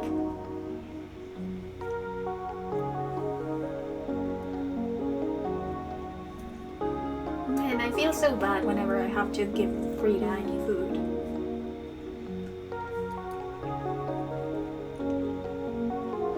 She looks so defeated whenever she sees the amount of food that I give her.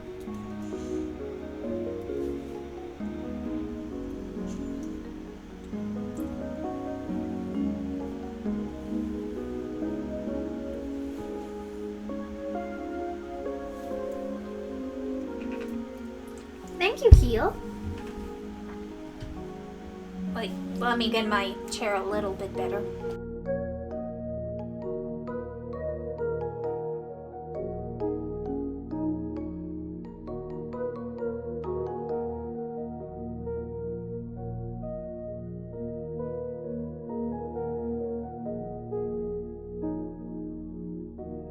Okay, we're good now.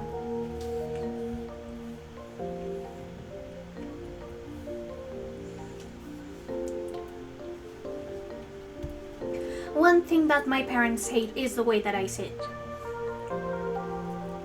Because I actually don't really sit down the proper way.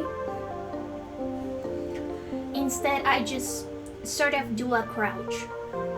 Sit in like a fetal position with my knees to my chest. And it is the most comfortable way for me sitting.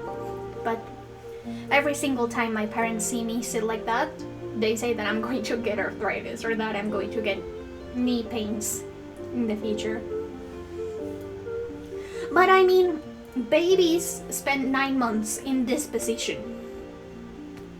So I think that I'll be okay. Also, it's very, very comfortable.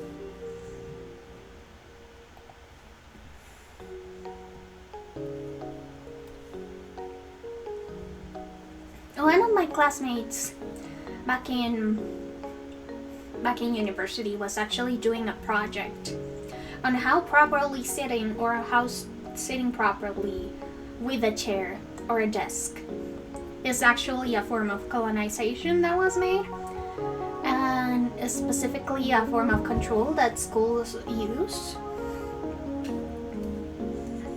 And she created all of these kinds of like weird chairs or different stools for people to try and sit on that actually take into account not only how you're sitting, but also if you're sitting with another person. Some of them are outright unsittable. So for example, one of the benches is just completely covered in spiky wire. Just of like a way to experiment with different ways of sitting and different ways to find comfort. To be fair, babies come out relatively crumpled after that 9-10 month period. I mean, yes, but they don't have any knee issues. Their knees are perfectly fine. So I'm sure that my knees will be equally just as fine. I mean, if babies can do it, why can't I do it?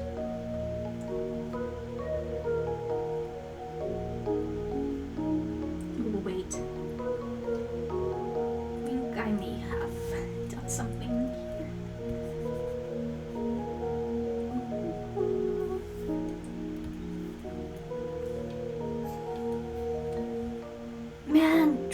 and I still can't believe that 21 is actually coming back. I feel like I have been transported to when I was 10 years old and had listened to I Am the Best for the first time. It's so weird also to see how back in the mid to late 2000s, wait no, in the 2010s in general, early to mid 2010s, people who like K-pop like me were severely bullied by their classmates, and now it's become just this huge cultural phenomenon. Almost everyone knows about K-pop and knows about K-pop singers. I actually heard a Rose song in the radio just a little bit ago while my dad was taking me to my grandma's house on his car. Yes, I also do that, but I do that with ruanas because ruanas are kind of like a poncho, but instead of having slits for the arms, they go all the way around. So it is like the perfect piece of clothing to tuck yourself in. See, this is a ruana. So you can just imagine.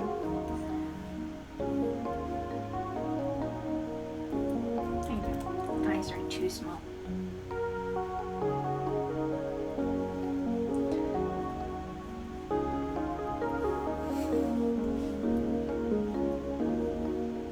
But yeah, I also use oversized shirts too. I do not discriminate.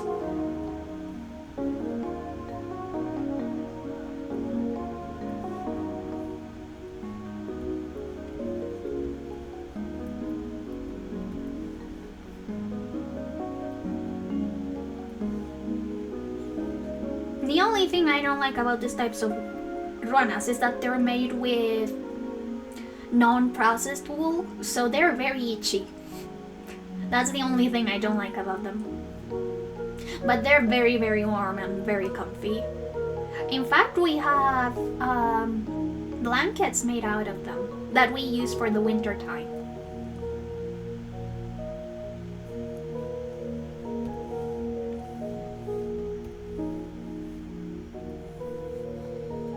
But yeah, I love doing that, and in fact, my parents used to hate that too because I also did that when I was a little kid. And they always told me that I was going to stretch out my jackets and my shirts, and that they wouldn't pay for a replacement if it ended up getting destroyed. But they never got destroyed.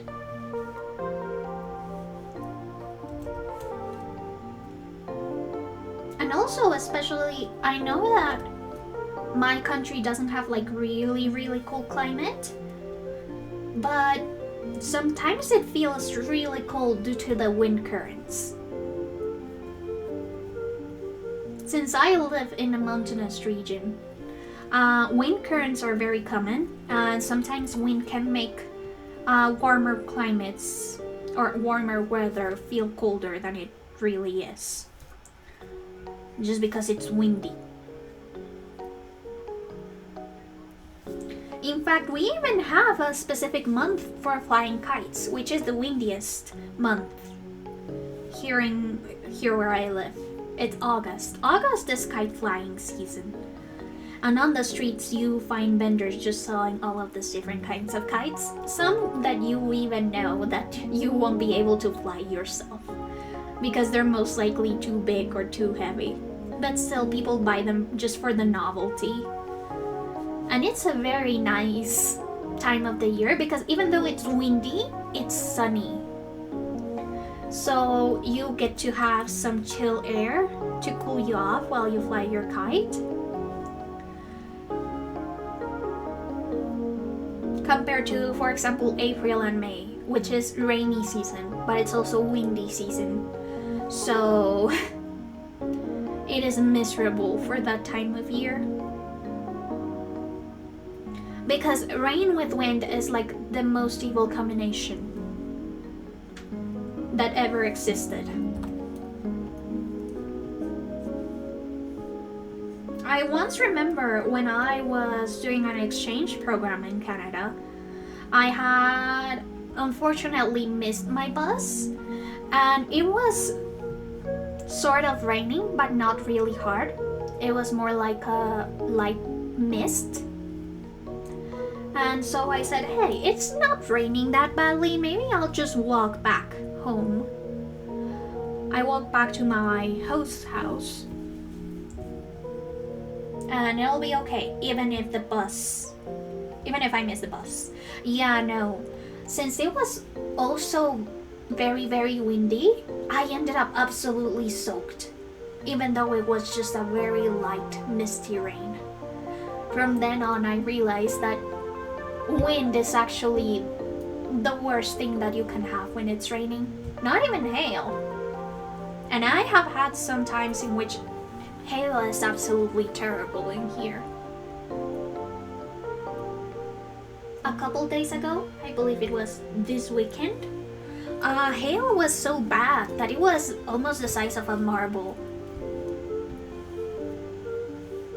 I mean, we're sort of used to hail being sort of bad, but never this huge. According to my mom, she was taking my grandma to go shopping. My grandma said that she was so scared that the hail will actually break the window that she had her purse over her face just in case. And even though obviously the hail wasn't going to break the window, the car window, because it's reinforced, it was still one of the strongest hail we have ever gotten in a while. Yeah, the wind will get you. It's fun when the rain is basically horizontal. Yeah, that's what happened to me. I couldn't see very well because the rain was just basically hitting my eyes head on. And that was before I had glasses permanently. At that time, I only needed glasses to read. So I had no shield for the rain just falling directly into my eyes. Apparently in Argentina, rain is also very, very windy. They also have a very, very bad windy season.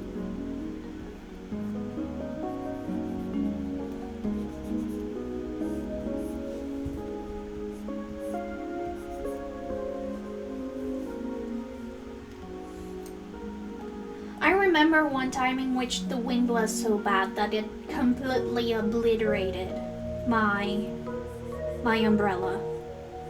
I just gave up. Didn't even put up a fight. And I always thought that was something that only happened in cartoons, in comedies. But apparently it can also happen in real life, more often than I thought, because I think the hail or the very windy rains have killed maybe around 2 or 3 umbrellas in my life, just out of the sheer windiness. That's why I prefer those plastic capes that you use for rain.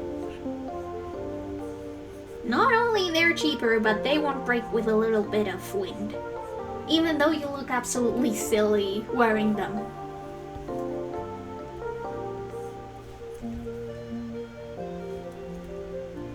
Oh, this song, Sismix. I believe that Sismix is Swedish, isn't he?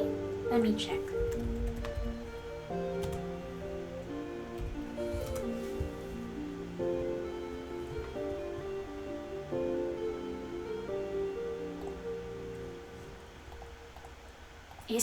Is Sismix Swedish? I know that he's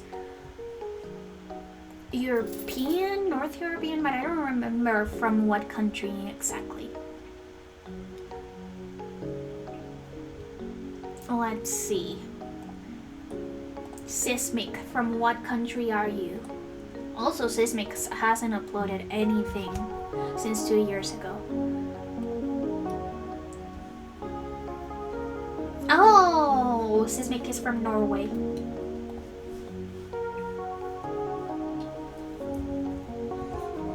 Again, Toho has been a very big musical influence for me. I basically only listened to Toho music up until maybe 2011. I only exclusively listened to Awesome Area Records and East New Sound back when I was 9 to 10 years old. I don't remember when it happened, but it seems to happen to most people. But at some point I just outgrew umbrellas and other excessive weather clothing stuff. Yeah, I mean, I still use umbrellas, but I tend to often veer towards the ones that are super small and that are light, because some umbrellas are just so much more cumbersome than what they're really worth. And yeah, of course, when it's winter in my country, it rains a lot, and an umbrella is a necessity. But sometimes having the big umbrella that's going to protect you 100% is less worth than getting your jacket a little bit damp, especially if you have waterproof jackets or coats. It just isn't really that worth it. Are adults just waterproof? Perhaps we are. It also may be that we just realized that there are more efficient ways than umbrellas to not get wet. Like, for example, not going out. That is one good way of not getting wet when it's raining.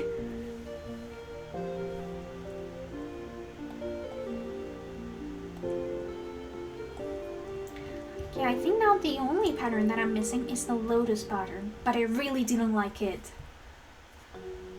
Let's actually just get a new layer so I can sketch out a new lotus pattern.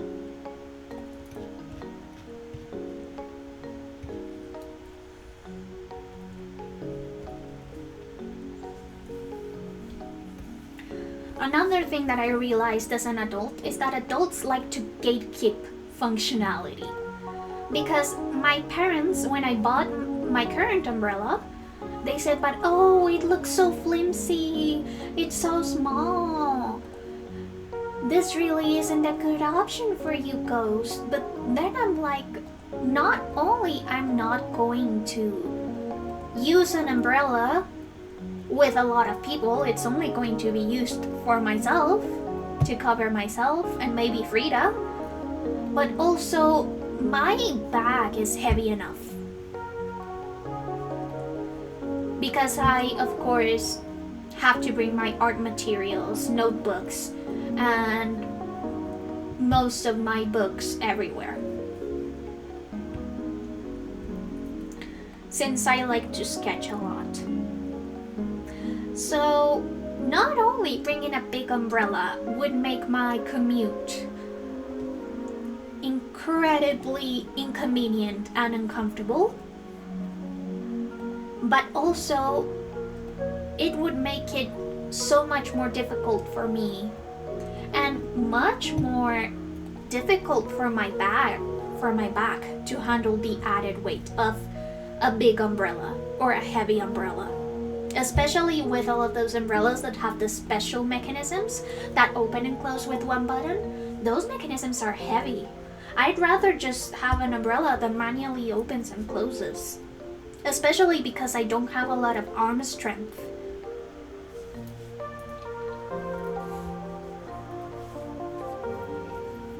So I mostly just prefer using a waterproof jacket and then bring my flimsy small umbrella. Oh, legs.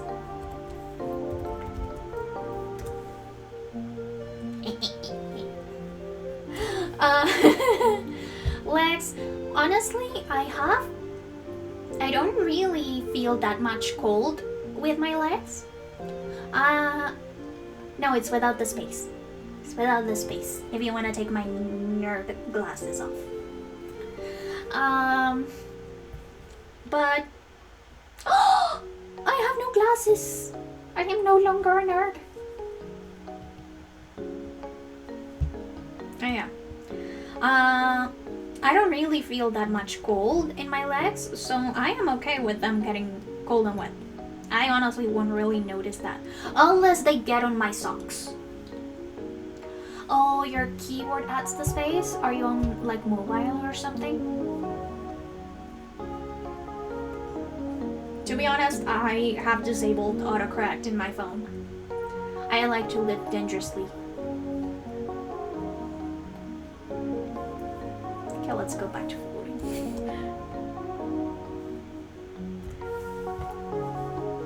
Yeah. Me not floating looks weird. Legs look weird on me.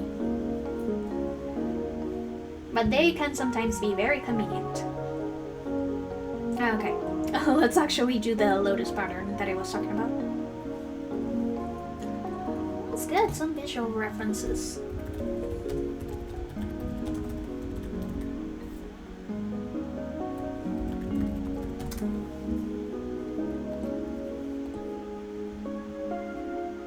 Yeah, I could care less about wet legs or cold legs.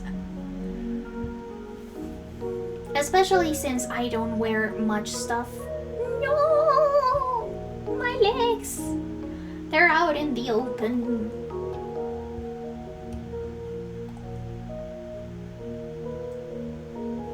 Yeah, when you don't really wear that much pants, that many pants, the issue of getting wet legs is not that bad. You can just wipe whatever water you have on. Because, by the way, due to my eczema, I cannot wear jeans or tight pants. I have to be very careful about the kind of fabric my pants are made out of. Or else, after 4 hours, and yes, I have counted, I'll start getting rashes. Unfortunately, so is the life of someone with very sensitive skin.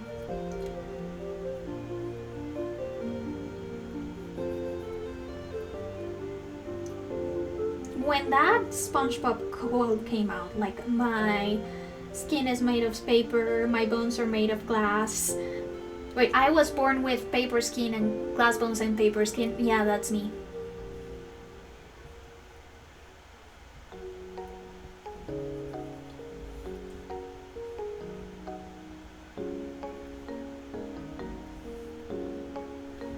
Okay, this one I actually like. Let me just split these 2 petals.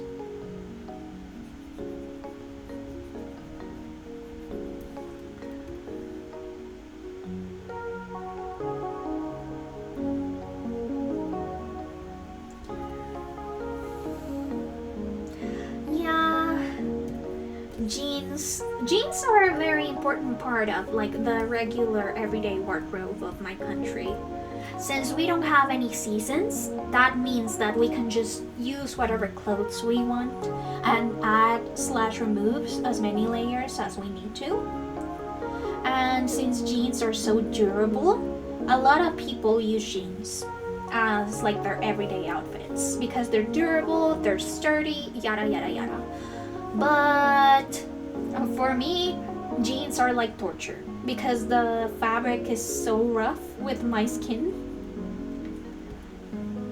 And also, jean actually isn't very good at maintaining heat. It actually sucks out heat more, or that's what I have noticed whenever I wear jeans. Hello, Diego, how are you? I'm just doing some lotus patterns because I didn't like the initial ones. So I'm just sketching out some new patterns. Whoop, whoop, whoop.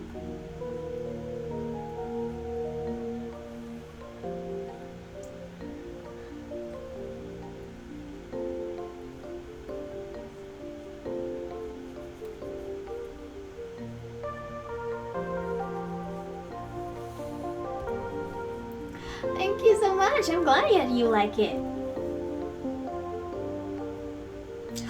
Thank you for the save. I don't have to hydrate yet. I'd like to maybe add some sound alerts. add some sound alerts that are redeemable, so that whenever you ask me for oh dang, stretch break for 1 minute, let me get the timer.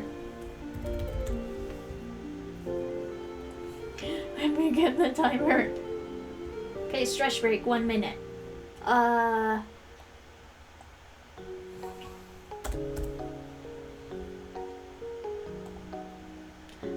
No, not 10 minutes. 1 minute. No. 1 minute. 01. Oh, there it is. 1 minute. Tiling, tiling. Let's stretch our arms and hands. Thank you for the stretch break. I don't have wings yet. You gotta wait for February for that.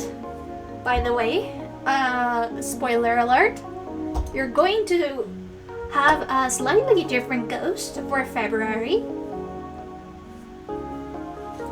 And the tail is for my demon form, not yet unlocked. One day you'll have double ghost. Perhaps a Valentine's ghost will appear. No wings, no halo. Well, ghosts don't really have a wing or don't have wings or halos because we are on purgatory. We aren't yet angels nor devils. But I do like dressing up from time to time. And there we go. 1 minute finished. Thank you so much for the stretch break.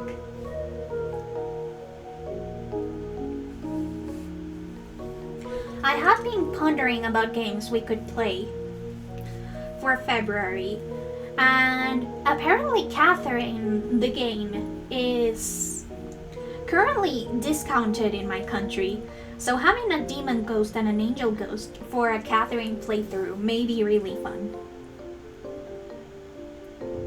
given the mechanics of the game.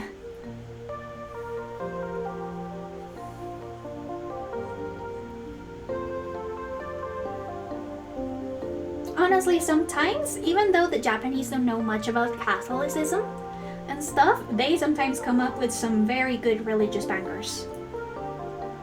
Yeah, Catherine is the weird, cheap block pushing one.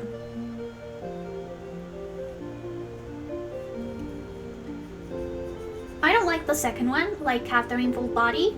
It just went all over the place, but the original Catherine is a very good game. I have only watched playthroughs, but it looks super fun and super stressful. Which means that would be great for streaming. I was hoping that maybe the matchmaker game that I wanted to buy would be released for February, but it seems that it's not going to happen. But I have some options for what games I would like to play for February. Let me just open my Steam wish list.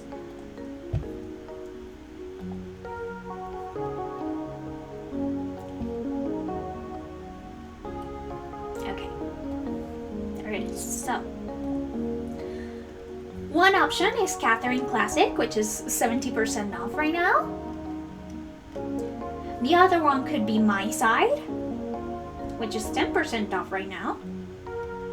I really want to play Lollipop Chainsaw, but it isn't Valentine's related. Good morning, Lee! We were actually talking about what game I could play during February that's like Valentine's related. So, at first we were doing Catherine Classic, 70%, 75% off. A very good bargain. Then we have My Side, which is 10% off. I wanted to do ideally Kitty Powers' Matchmaker Makeover, but it hasn't been released yet.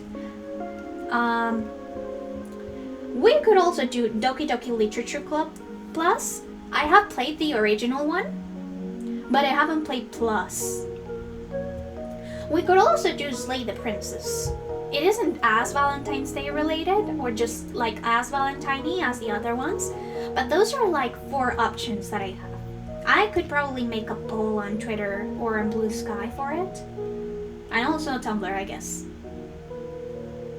But yeah, those are like the 4 3 or 4 options that I have for Valentine's Day live streaming, and that would replace Undertale for Fridays. Hello, Stefan! How are you?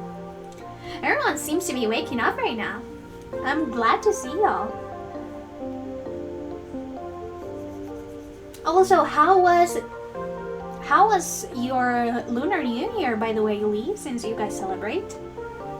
Oh, you just got off work. What time is it at your place, Stefan? Because it is almost 9 p.m. for me. That would have been a pretty late shift.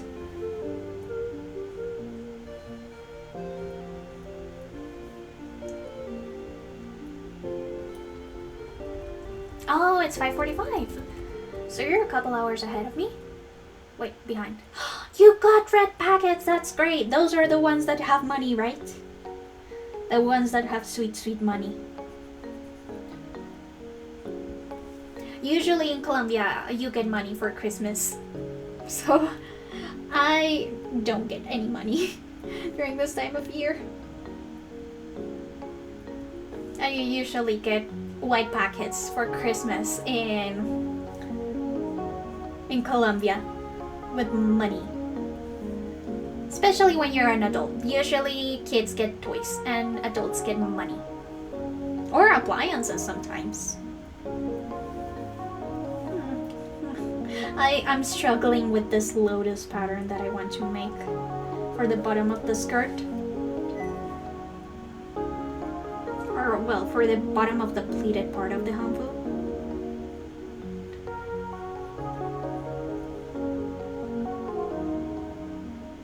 I don't know why or how I somehow not struggle to make abstract peony silhouettes, but I struggle with one of the most common flowers to draw ever, aka lotuses. Ooh, this song is so good.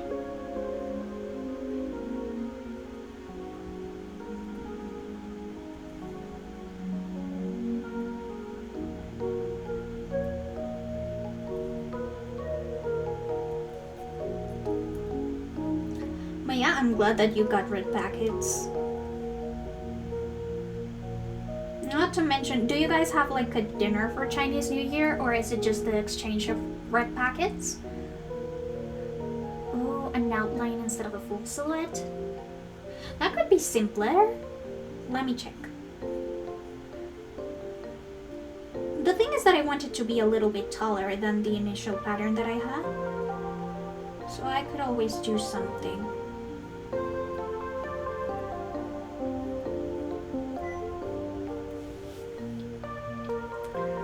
Would be placed in here.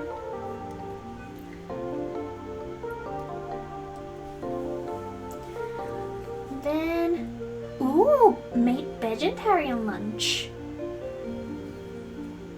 Is your family vegetarian? Or is it just like something that your grandma likes to do?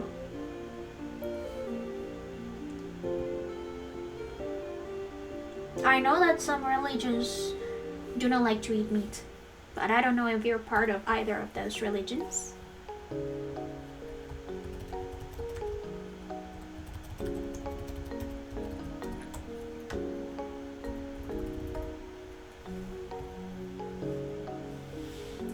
Also, it's so nice. Honestly, grandma cooked stuff, or just like stuff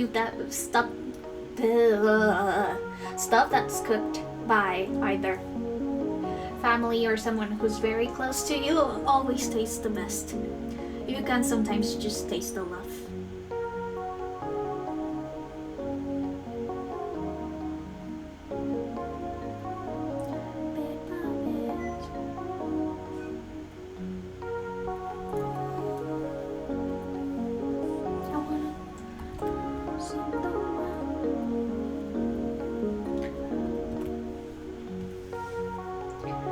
Another thing that I just like about celebrations in general is that you always get to have a nice dessert. I don't eat sweets very often. As I grew up, I stopped eating or just liking to eat a lot of sweet stuff. But when I was little, I used to have a really, really big sweet tooth. So much so that my parents actually worried I might get diabetes with just how much sweets I ate. And since they were usually very restrictive with the amount of sweets, for a good reason, we do have a history of diabetes in our household. Often the only times I got to eat really, really sweet stuff was on birthdays or on celebrations, so like Christmas or anything of the sort. Oh, you're not, but your grandma's Buddhist. Oh yeah. Buddhists are usually vegetarian, or at least do not eat certain meats. So that makes sense.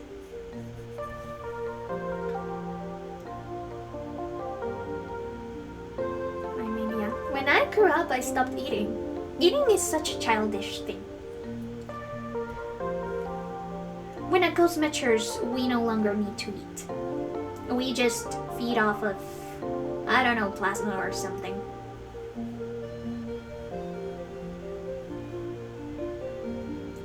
What happens if we do this? Snakey, snakey, snake.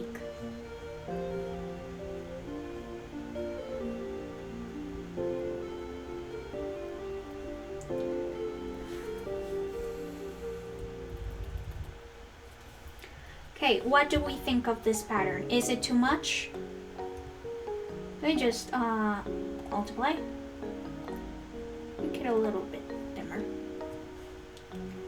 What do we think of this pattern? I just add it to the other pleats so you can see how it would look.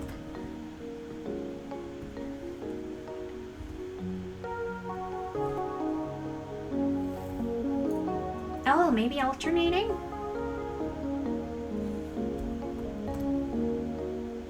Or we could just leave this plain, or just give it a golden trim or a silver trim.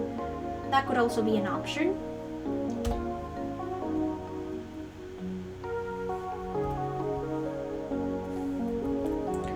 So this is what it will look like alternating.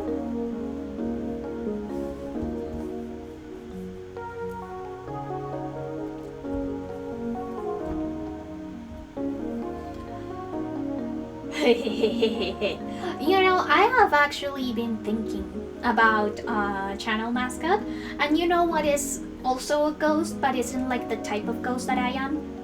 A wisp!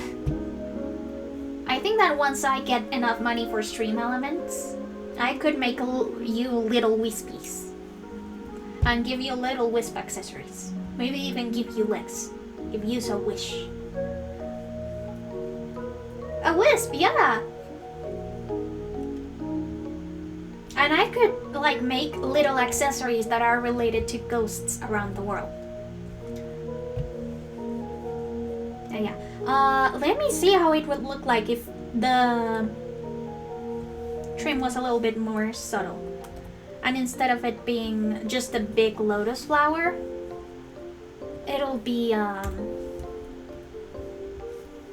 just a golden trim. So, wait, it's still on multiply. So it would be something like this, really small. And then just a small lotus flower in here. Like this. That would be like a nice little trim. I could also do that.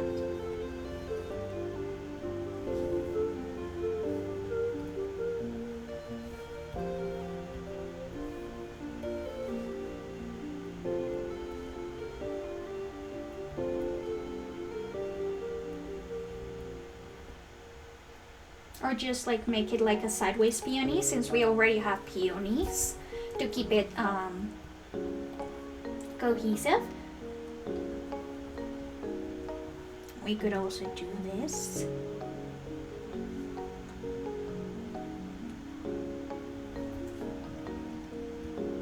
This could be cute. What do we think about this trim idea?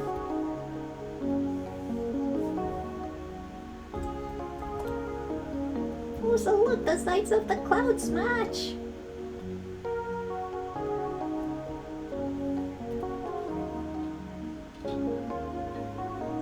Yeah. course, I would be using the gold that I use for the other gold accessories, so that it actually looks cohesive. But yeah, let's actually make this trim instead. And then once we have it shaded, we can see if we like it or not. Look at all of these layers.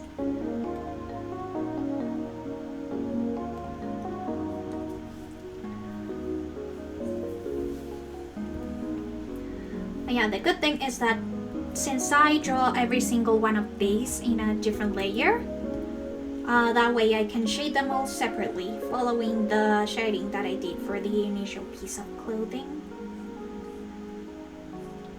And also I'll be able to separate them, so that whenever it's drawn by somebody else, they can use the texture sheet. Oh no, I'm not going to use that yellow. That yellow obviously clashes. But I do have some options. There's also silver, the same silver that I used for some of the accessories. But there's also a gold that I used as an accent for some of the things. So we're gonna try it with both colors. Oh, gold leaf. That's a good idea.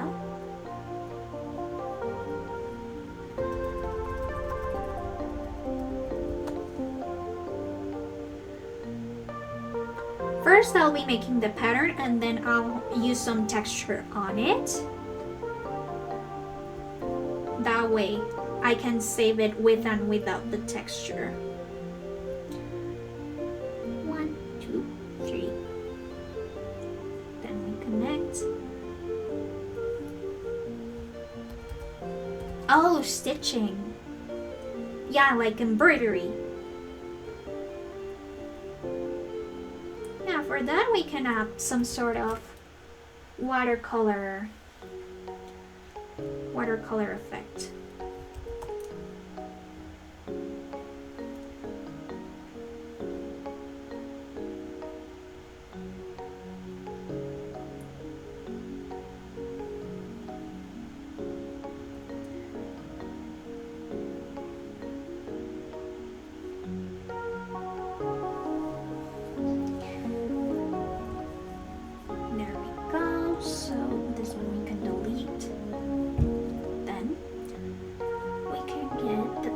Color for these gold accessories,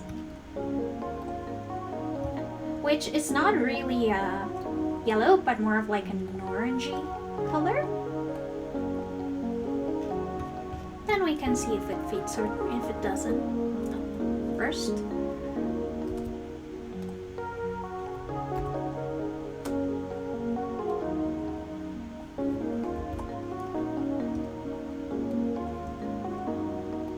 I'll later organize these later for reference purpose. But in here are all of the textures that I used, or all of the patterns. And now we can actually change the yellow, and we can add the watercolor border effect.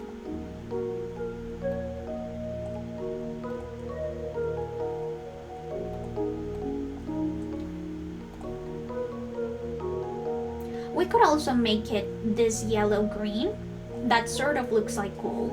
If you can shade it, if you shade this type of green differently, it looks like green gold or blue gold. We could also do that.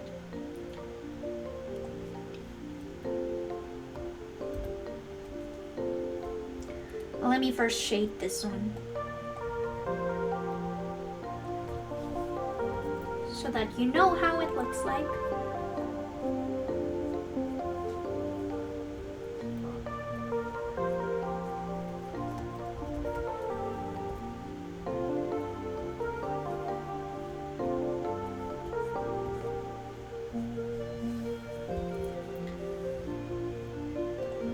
So this is how it would look like if it was gold.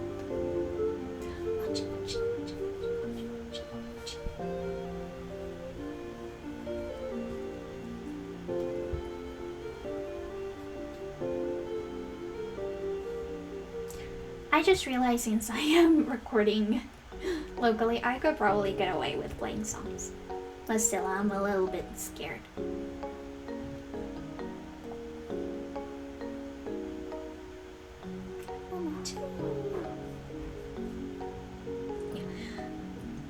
we can do is then copy this.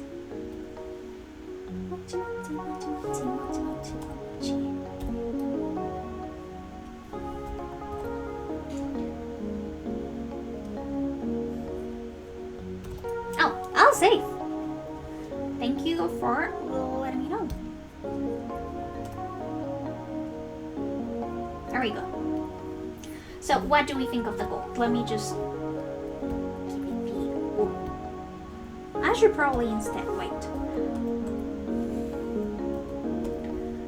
This is how it looks like gold. I'm just gonna leave this one like this. And then with the black, I'll start putting it in all of the parts of the tuning.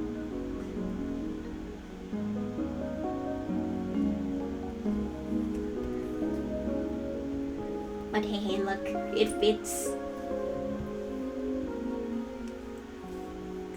Yeah, thank you. So yeah, that is what the reflective gold will look like.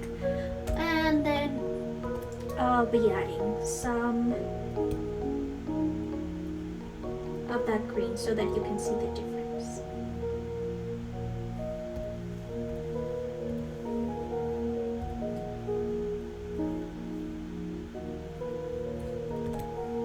Yeah, that's the difference between metals. I remember I got this very good tutorial from DeviantArt back when I was younger about how to color metals super efficiently, and it's all about contrast. Metals, compared to plastic, contrast a lot more since they tend to shift so much more at different angles.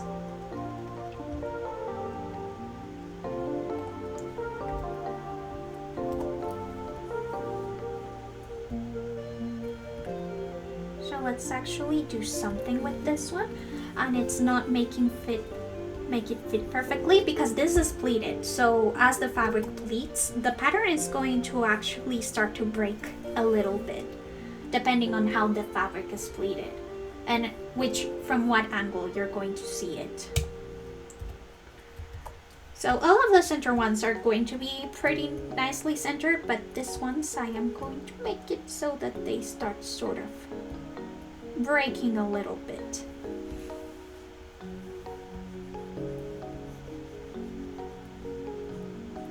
And then it creates that illusion that it really is a three-dimensional.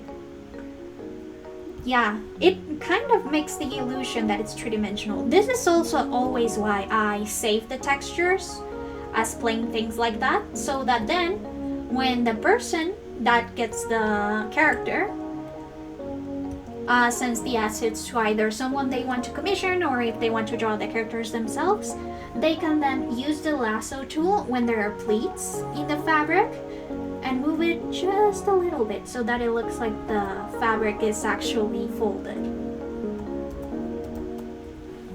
That's why I always save my patterns for characters as either brushes or flat patterns. No!